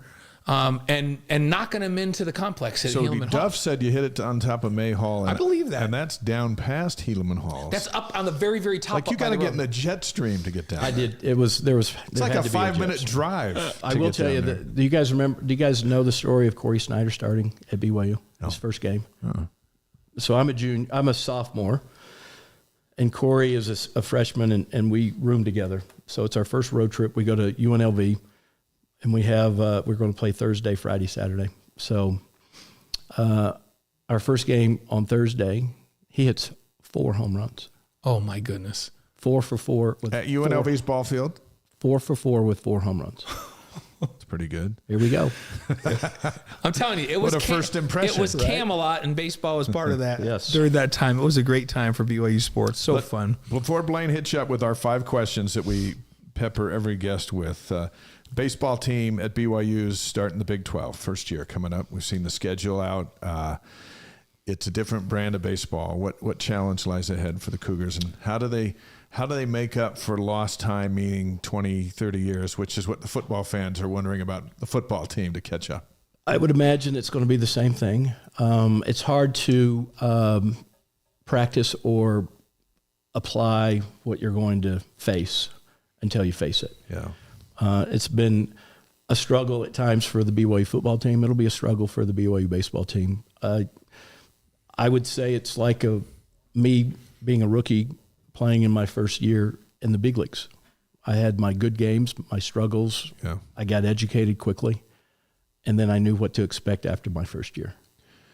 At what point did you go up to the batter's box and the guy's going to throw you a 100-mile-an-hour fastball, and you're just okay with that? It's like, I hope he throws me a 100-mile-an-hour fastball because I'm going to knock it out of the park, as opposed to, I don't even want to go up there. The guy's throwing heat. Does that ever get common? There was one pitcher that never changed that I never wanted to face, and that was Randy Johnson, right? Oh yeah. big unit. Did he feel like he was just on top of you, as big as he was? He threw behind me. You'd lose the ball. And my story with him is I probably faced him 40, 50 times. He struck me out at least half of those. Really? I was the first lefty to hit a home run against him, and I call it even. There you go. We did okay. So was he the toughest you've ever faced? by far. Randy, by far. By far. So when you hit that home run and you looked at him as you're running I didn't around look the at bases, him. No, I was knew he the looking next at time you? he was going to throw it up and in on me, and that happened. Oh, it did. But it was part of the reward of being that. It's almost like you want to apologize. So I'll tell you, I talk about the aha moment, Yeah. right? So I was in AA, AAA, went to winter ball, all very successful, but it still wasn't the big leagues. So in 1986, at the end of spring training, the Angels and the Dodgers play each other in their home stadiums. So it's not spring training. Yeah. It's a big league ballpark in a big league stadium in a big league city. So it was a Sunday day game, and Jerry Royce was pitching for the Dodgers. Very accomplished, very successful left-hander Yeah. who was getting his last start in to start the season, so he wanted to pitch well. And I get the start against him because they were going to sit and let Rod Carew have the day off because he was the first baseman and I was going to be sent down. So my first at bat, 30,000 people in the stands, and he hangs a slider and I hit it over the fence and I'm running around, and between first and second, the only thing I could think of was, I can do this. I just did it. That was the moment. It was, all the boxes were checked. It was a big league pitcher. It was a left-handed pitcher. Right. It was in a big league stadium, and that was my go-to when I started struggling. No, I've done this. I can do it again. That's awesome. That's a great story. Yeah. I'm going to go through my entire Earth life without that experience. Yeah. Nice job. You got yours. I That's got mine. fantastic. All right, Blaine, you ready to roll them out? Yeah, let's give you your 5 questions, Wally. So, your favorite sports movie? The Natural. There's a shock. Is that the best baseball movie ever? Yes, sir. There you go. What about the Who Bad else? News Bears? Did I you love appreciate Bad the News Bad News Bears. Bears? We've had other people pick the natural though. Yeah. So And Michael Rucker was on with us. What did he pick? I thought it was another baseball. Michael movie. Rucker talked to us about one of his first games was in Yankee Stadium, and Aaron Judge came up to bat. That was the first batter he faced, and the bases were loaded in the ninth, and he's like, yeah, that wasn't a big deal. Not a big deal at all. Hey, when you see Aaron Judge hitting home runs like they're softballs, and you know how hard it is to hit a home run, what do you think? He's really lucky. He's got the talent. He's got the size. He's got the ballpark. Yeah, he's a monster. He's a monster. He's of a a monster. human being. He and Stanton. Yeah. But Stanton can't stay healthy. It was fun. What I love the most about Judge is he's a nice guy. He's a too. great guy. You would love Michael's story because he said the last thing the coach said to him is, says, whatever you don't get it up on him, like he will mash it out of here. And then Michael's talking to himself as he's walking on the mound, and he's like, well, he knows I'm not going to get it. It was like the great Vicini, and he's like, he knows I'm not going to get up. The first thing I should do is I should throw 100 up. Yeah. Because he will never expect me to throw it 100 up. And he's like, no, but the coach said not to throw. And so he's going back and forth in his own mind. He throws a 100-mile-an-hour fastball up and strike. Yeah. So that was fun. That was a fun story for Well, Michael. if I was there, if I was his coach and I knew he could throw 100, Yeah, right. Like, Bring just the go heat. ahead and throw it. Right. So, okay. So, favorite sports movies and natural. Awesome. Favorite singer or band? oh wow, By the way, AC/DC right there. Garth Brooks. Garth. All right. Garth Brooks. My favorite Garth Brooks song is great. It's "Here's Your Mom." So Garth Brooks, really quick, he retired. Do you remember this? Yeah, and he tried out for the Padres. I was on the team. Were you on the team when he did that? So Bruce Bochy, so we had him play in an A ball in a 1:00 game. And before you go, I was a sportscaster in Vegas, and he came and played at Cashman Field in an exhibition game, Yeah. right? Okay, now go on. So so the first day he comes in, and for some reason, unfortunately for Garth, they put him with me. I'm supposed to show him the ropes, so we took care of him. We hazed him and everything. Right? So we became really good friends, and then he came to an A game, a 1:00 game in spring training. Those are the A games where the big leaguers play. Yeah. And I get a base hit in like the 4th inning, and it's time for me to. So here he comes pinch run for me, right? And I knew this was going to happen. Mm-hmm. So he comes running out, and I'm like, "No, you're not pinch running for me, right?" So he stops and he looks at Boch, and he looks at. So we're messing with him a little bit. So he comes out, we high five. He comes in, and he gets to first base, and it's a left-handed pitcher on the mound. So he gets his lead, and he gets picked off. Oh, right? Yeah. But the umpire calls him safe. So Garth calls timeout, goes over and gives the umpire. So he's been a good friend. Garth is Do you awesome. still keep in touch with I Garth? do. Yeah. I do. What a great human being and a tremendous performer. Yeah. Oh, so good. I interviewed him in Salt Lake a few years back, and he just was so nice and genuine. He didn't is. have to be, and he is, and you just admire that. Very much so, yeah. Yeah. But he did want to be, I think he would have given up singing if he could have been a Major League Baseball player. I would have given up baseball if I could have been a singer too. So So, guys are reminiscing here on the chat. One says you were robbed of the American League Rookie of the Year. Canseco got it that year? Yeah. well, you I were tell robbed. people I was the natural rookie of the year in 1986. So Absolutely I'm good right. with that. And then Michael Zimmerman saying, hey, in 82 or 83, went to BYU baseball game. And in this inning, the catcher was first up to bat and hit a home run. BYU batted around, and the bases were loaded, and the catcher hit a grand slam. That was Steve Eager. That's right. That was Steve Steve. Eager. Who was a Steve Eager. He's a broadcaster. broadcaster in Was down at Texas. Fox in Texas. Yeah. Steve was a good player. Yeah, good very hitter. good That player. team was so loaded. Here's another comment. Obviously a heck of a hitter, but nobody smoother around the one bag than Wally World. Do-it-all player. Yeah, so fun. Yeah, that's cool. That's fun stuff. Okay, so back to the favorite breakfast cereal. This is an important one. Oh, Frosted Flakes Fantastic. I had those this with morning. bananas. So here's the funny thing. That's Dave next had level. Frosted Oh, yeah. Flakes this morning. Yeah. I had them right before I came up to the show. See, that's the See? breakfast. So we got breakfast of we champions. recorded Champions. AFR. I had a call. I'm like, I got to eat something. I had Frosted Flakes Yeah. before I came up. My That was wife my- got a giant new box today. I was just like, you know, you're the best. Yeah, that was my staple every morning in spring training. There you go. I love Frosted it. Flakes. Here we go. Ready to go. It's that high performance food is what that is. Okay, your favorite ballpark to hit a home run in? Yankee Stadium. Why? Is it 'Cause it's just Yankee configured that way, Stadium. Yeah. or is it just because it Yankee is? Stadium. Yeah. Did you bomb it to right field? Was that a short porch? Did you go really all the way up? And that was even better. Upper deck in right center. Yeah. Well, in right field. Oh, straight out to right. Because straight out to right is where the upper deck stops, and then you have center field and the monuments and everything. So now you appreciate baseball history. So you're round in the bags at Yankee Stadium with a shot to the upper deck. What's that feel like? Incredible, right?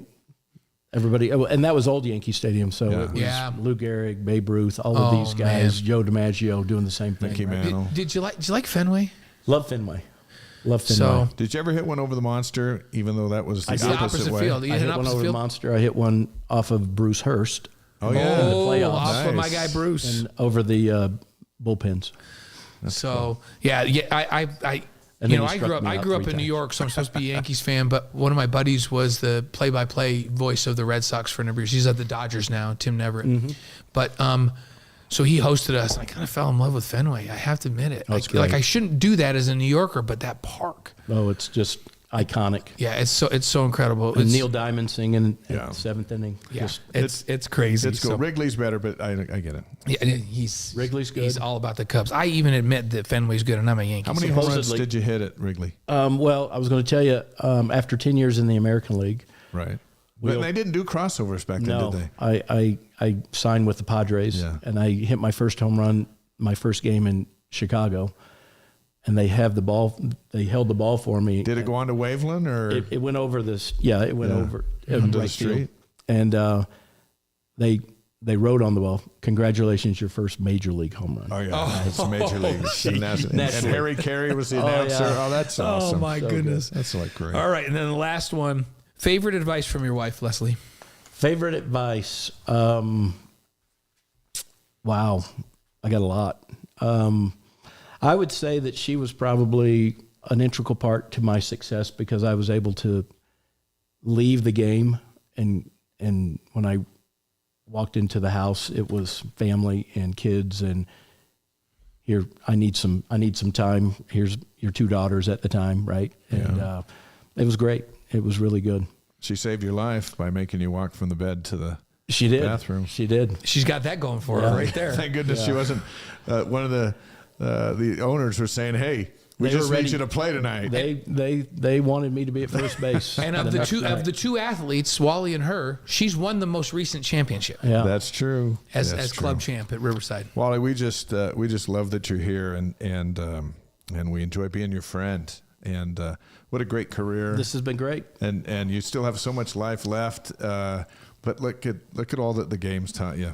I mean, it's a reservoir of ups and downs, and there's a remedy back in your baseball past for just about anything, isn't there? It is. It's really a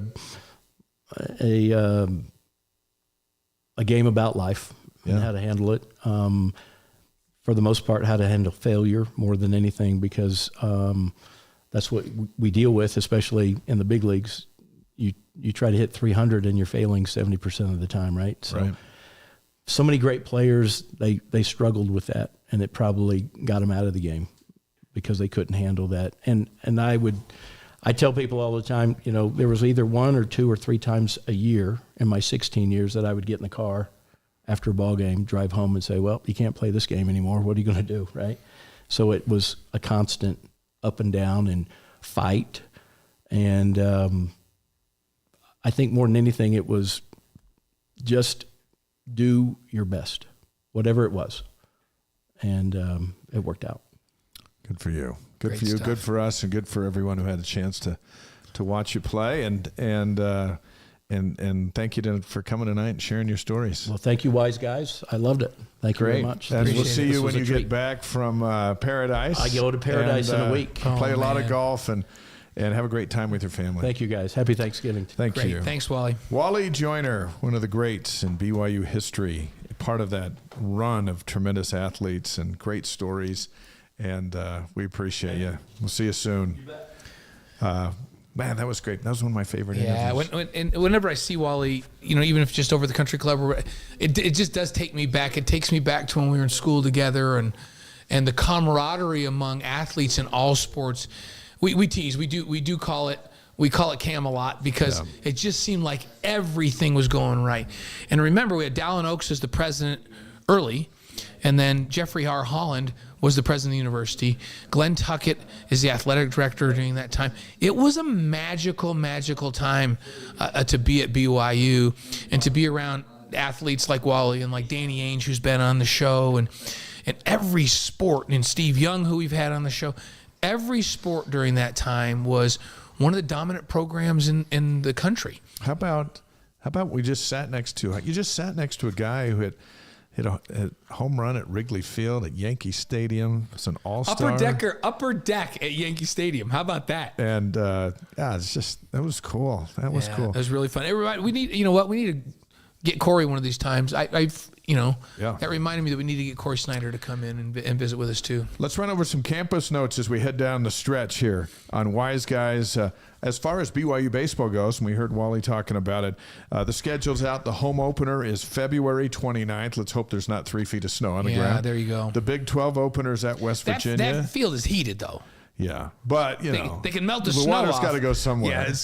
We'll see. March 7th through the 9th, the home opener at West Virginia. The Big 12 home openers, Houston, March 14th through the 16th, and we're going to have so many of those games on ESPN Plus. Look forward to calling the Cougars. A phenomenal baseball league, just like it is a phenomenal basketball league. Now, like we talked about. You were talking about Camelot in this time, and I remember being a part of it as a kid. But it's hard to find a time on campus where the sports have been more successful than what we've got right now. Last year was like, no, that's off the charts.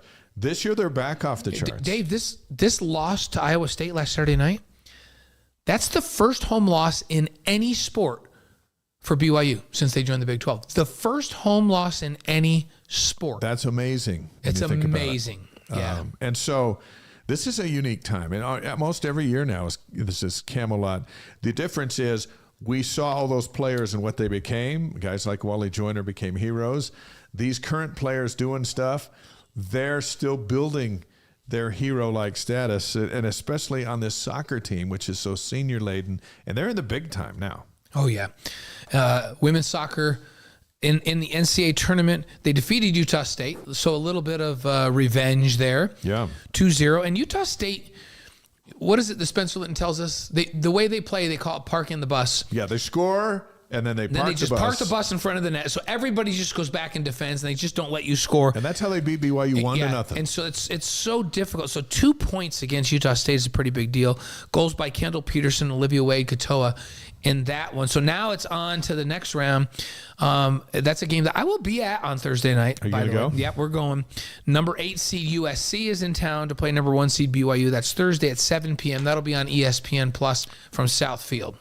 17-2-3 in their first year. Amazing. And they're still winning. And they have a chance, if they keep winning, they'll have Thursday and then 2 more home games before they go to the Final Four. When you're a number 1 seed, you host all the way to the College Cup, to the Cup, which is the Final Four. Now, that's awesome. Boy, look at this. Men's basketball, they're 2-0 to begin. They upset 17th-ranked San Diego State Friday night in a game you and I called 74-65. Dallin Hall had 18 points, 16 in the second half. Richie Saunders was big with 12 points, 6 for 6 shooting free throws. And more importantly, BYU out-rebounded San Diego State 42-32. The Cougars were more physical than the Aztecs, which surprised all of us. But what did you learn about this BYU team? I was wondering, is this going to be a team that has enough toughness and enough physicality? Is that a word? Is physicality a word? It is tonight, yeah. So to compete in this league, in the Big 12, because it's such a physical league, they have bigs that like to pound, and it's a big-time rebounding league. And so that was my question. And now here through an exhibition in 2 games, San Diego State is known for being a physical team. Now, they don't have quite the scores right now that they had last year in a team that played in the national championship game. Right. But this is a long, athletic, physical team. You and I were talking to Dutch, San Diego State's head coach, and you said to him, Dutch, do you just go get how do you get a bunch of 6'9" athletic dudes every year? It's like you just clone these dudes. They just do. And when you watch them warm up, you're like, yep, here you go. This is San Diego State. They got a bunch of 6'9" athletic dudes, number 17 in the country. BYU showed me some toughness in that game that surprised me. Yeah. They were physical. They got after the glass. They got after the offensive glass. When San Diego State extended their defense out halfway between the top of the key and mid-court, which usually really throws people off their game, Dallin Hall would turn the corner, lower his shoulder, and just go. They didn't back off from that pressure. They attacked the pressure. I thought, okay, these guys might be better in this league than I thought. I thought it would take a couple years to get physical enough. I'll tell you, Noah Waterman, he's a revelation this year with how physical he's playing and going to the offensive glass. And that's a 6'11" dude that last year just kind of stayed outside and shot threes, and he's a changed guy. He's really going to help BYU this year. Now, I don't know what kind of record they're going to have in this league, but I feel way better about them competing in this league the way they looked the other night against San Diego State. I do too. I was very, very pleasantly surprised by that game the other We're night. going to see them tomorrow night in their encore. They're going to play Southeastern Louisiana, 7 o'clock Mountain Time. You and I are on the call on ESPN Plus. And then Saturday night, Morgan State is in Provo, 7 o'clock Mountain Time. You and ESPN I get a Plus. 16-hour day on It's like Saturday. a doubleheader day. Spencer will have a long day Crew with us call as well. at 6 a.m. Saturday morning for Dave and I. Spencer's working right now. Yeah, Spencer's going to be going calling crazy. The women's basketball game.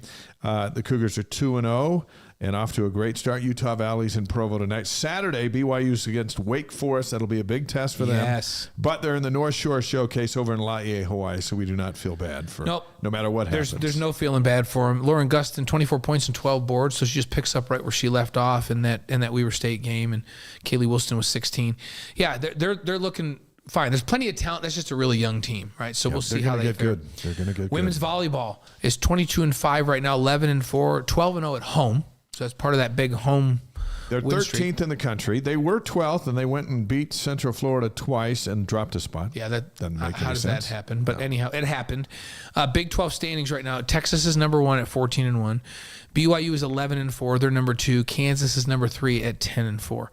So there you have the Big 12 standings. And that's a big one. Friday night, Kansas is here at the Smith Fieldhouse, 7 o'clock on ESPN Plus with Jerem Jordan, Amy Gant, and Kenzie Dolly. That's a big one. You can almost lock up.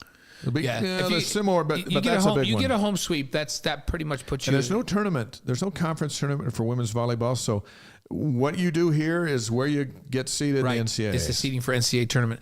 How about cross country? The NCAA Mountain Regional in Lubbock, Texas. The number 3 nationally ranked BYU men's team finished second at regionals. The number 3 BYU women finished second at regionals. And they didn't even run everybody because this week is just the to qualify championships. for the NCAAs. So right? last week was the regionals, and there's only a week in between. Right.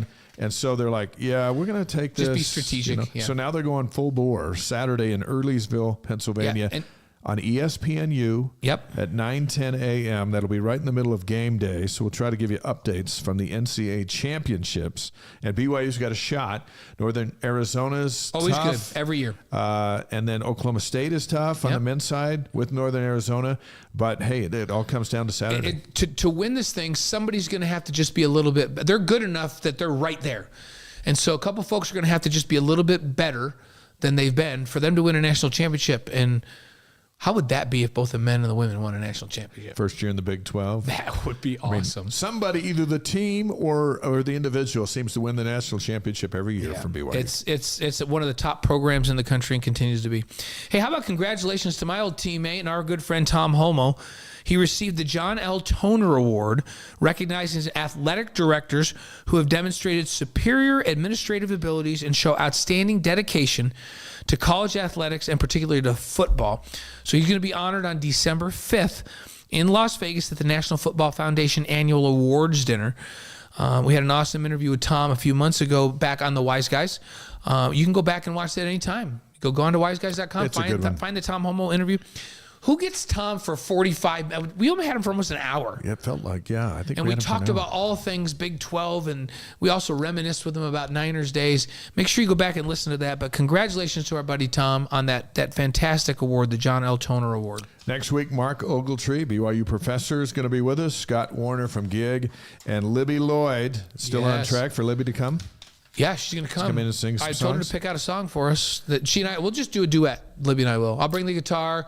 DJ will help us get mic'd up so we can have 3 mics over here. And Look forward to that. I'm not going to announce the song yet because we haven't decided on it yet. November 28th, Brad Robbins from Gentry is like, We got a couple of musical We got weeks singers coming in. Doug Wilkes is going to be with us as we move to Mondays on December 4th. He's the editor of the Deseret News, and we're going to have a fascinating conversation with him. And so other guests to be announced for those 2 weeks as well. So pretty fun. We're going to do On This Day? Let's do it. Let's roll it out. November 14th, big day in history. In 1851, Herman Melville's Moby Dick is published in the United States. 1888, USC plays its first football game. 1888, BYU didn't start till 1922. Trojans played today. Yep. And they're a national program. But they're not so good this year. No. So 1922, the British so BBC begins daily radio broadcast. 1922. 1968, Yale announces it's going co-ed. Can you believe that? 1968. Let's mix it up. Yep. 1970, the Marshall football team, that's on November 14th, 1970, killed in a plane crash in West Virginia. If you haven't seen that movie, We Are Marshall, oh man. It was released in 2006 about how Coach Matthew McConaughey plays the head coach, Jack Langiel. Is that right? Yeah. I think so. How he set out to rebuild the program, We Are Marshall, after that terrible crash back in 1970 on this day. 1993 on this day, Don Shula becomes the winningest coach in NFL history with 347 wins. George Halas is next with 318 because Shula went on to win a few more. Bill Belichick has 300 and Andy Reid is at 254. And the Chiefs have a huge game against the Eagles Monday night. Yeah, that's a big one. Yeah. The Eagles with all that offense and the Chiefs with all that offense. That'll be a fun one. Hey, how about 2016? On November 14th, the Disney film Moana premieres in Los Angeles. Our world will never be the same. So, and remember, Moana, who wrote all the music for that? Lin-Manuel Miranda. From Hamilton? Yeah, the Hamilton guy. Yeah, and The Rock sang. Yeah. Who knew The Rock could sing? The Rock was great in this.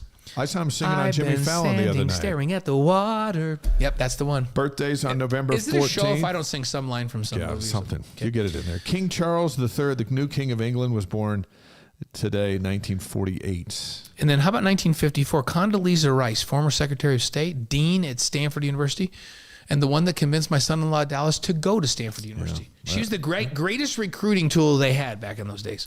The Wise Guy's inspirational quote of the week is from President M. Russell Ballard, who passed away Sunday night. He was a wonderful man, also the visionary behind BYU TV and the impact it could have on the world. Worked hard to make it a reality. He was 95, serving as the president of the Quorum of the 12 Apostles at his passing, and he has our inspirational quote of the week. So Elder Ballard said, "It may not always be easy, convenient, or politically correct to stand for truth and right, but it's the right thing to do, always." Indeed it is. He will be laid to rest this Friday. The services are up at Temple Square. Our big announcement, December 4th, we're going to Monday night, and we've been talking about it for a little while. We just want to give you a heads up. 6 p.m. Monday night, December 4th. That's the new home of the Wise Guys, henceforth. So we will appreciate you adjusting your lives. If you miss us on all Tuesday over the nights, globe. Just watch the basketball games because we're calling most of the home games. You'll see us Tuesday, and then the podcast will be out a day early too. So we'll still be everywhere. But the live stream will be on Monday night, and we want you all to be there with us because we have a good time. If you miss us, we love when you miss say us, where watch you're us watching. tomorrow night, right? Yeah, watch us anytime. Tomorrow night, Wednesday night, BYU at southeastern Louisiana, 7:00 on ESPN Plus, and then we'll see you Saturday morning for game day. Hey, and by the way, that ESPN Plus package, I was talking to my wife. These basketball games, like if you don't get to see an ESPN Plus package, it's going to be hard to see the basketball team because a lot of games are on ESPN Plus. They're not on BYU TV. I think it was less than $10 a month, and you can cancel any time. So Brenda bought the package, and she's just like, "Hey, we don't really watch it that much, but you can watch everything, like all of BYU sports, including the basketball team." And she says, "Hey, when we get to March and basketball's over, we'll just cancel it." So hey, baseball's on there. That's right. So just $10 a month is not much to watch all of BYU sports. And you can watch it over and over again. Like the BYU TV used to be able to do. You should just be able to go on there and watch it over and over again. You can do that on ESPN Plus. Ruthie, thank you for a plug for my new book, which is available at Deseret Book, DeseretBook.com, and just about Amazon and everywhere else. A perfect gift for kids for Christmas and adults. C is for Cougar. That's been a lot of fun seeing reaction from folks. So that's out there. It's $14.99, which is a great stocking stuffer. And so look for that. I had another article out today in the Deseret News on the numbers leading into Saturday as we go full circle, because we open the show with football. And if you go by the numbers, to quote that line from Jaws, we're going to need a bigger boat. Yeah. But the magic of college football is once you get two teams on the field, magic can happen sometimes and upsets happen. This would be a major upset if BYU can take down Oklahoma on Saturday, but they can if they do what we talked about earlier in the show. And I loved, and if you got on late, make sure you go back and listen to Max Hall, who was on early in the show. And Max talked about a mindset that they have to have, and they've got to be dialed in and trust their teammates and go in with the idea that they go shock the world and have fun in this game. Play loose, but play assignment sound. And crazier things have happened. BYU's due for a big upset. Like a Wisconsin on the road like upset. An Oklahoma at home like upset. They're due. A Miami upset. Yes. A Notre Dame upset. A Penn State upset. A USC upset. They've done it before. They've done it before when they were huge underdogs. There's no reason they can't again this week. We'll see you bright and early Saturday morning at 8 Mountain Time for game day. 2 hours of coverage outside Lavelle Edwards Stadium and then inside Lavelle Edwards Stadium. And then the post-game show and then the basketball game that night. So there's a lot of us. There's a lot of us coming, so brace yourself. Yeah, thanks so much to Wally Joyner. So fun to have Wally on with us, and to Max for being our guests tonight. Yeah, this was a great show. Thanks to all of you for joining us, and hey, we'll see you tomorrow night on ESPN Plus for the basketball game. And the podcast is up tomorrow, and you can listen to it all over again at your own convenient time, and then look for clips on YouTube. We'll chop it up a little bit and get some stuff out there. This has been one of our best shows. Yep, loved it. Blaine Fowler, Dave McCann, we're the Wise Guys. Thank you for being with us. Have a great week. See you tomorrow night.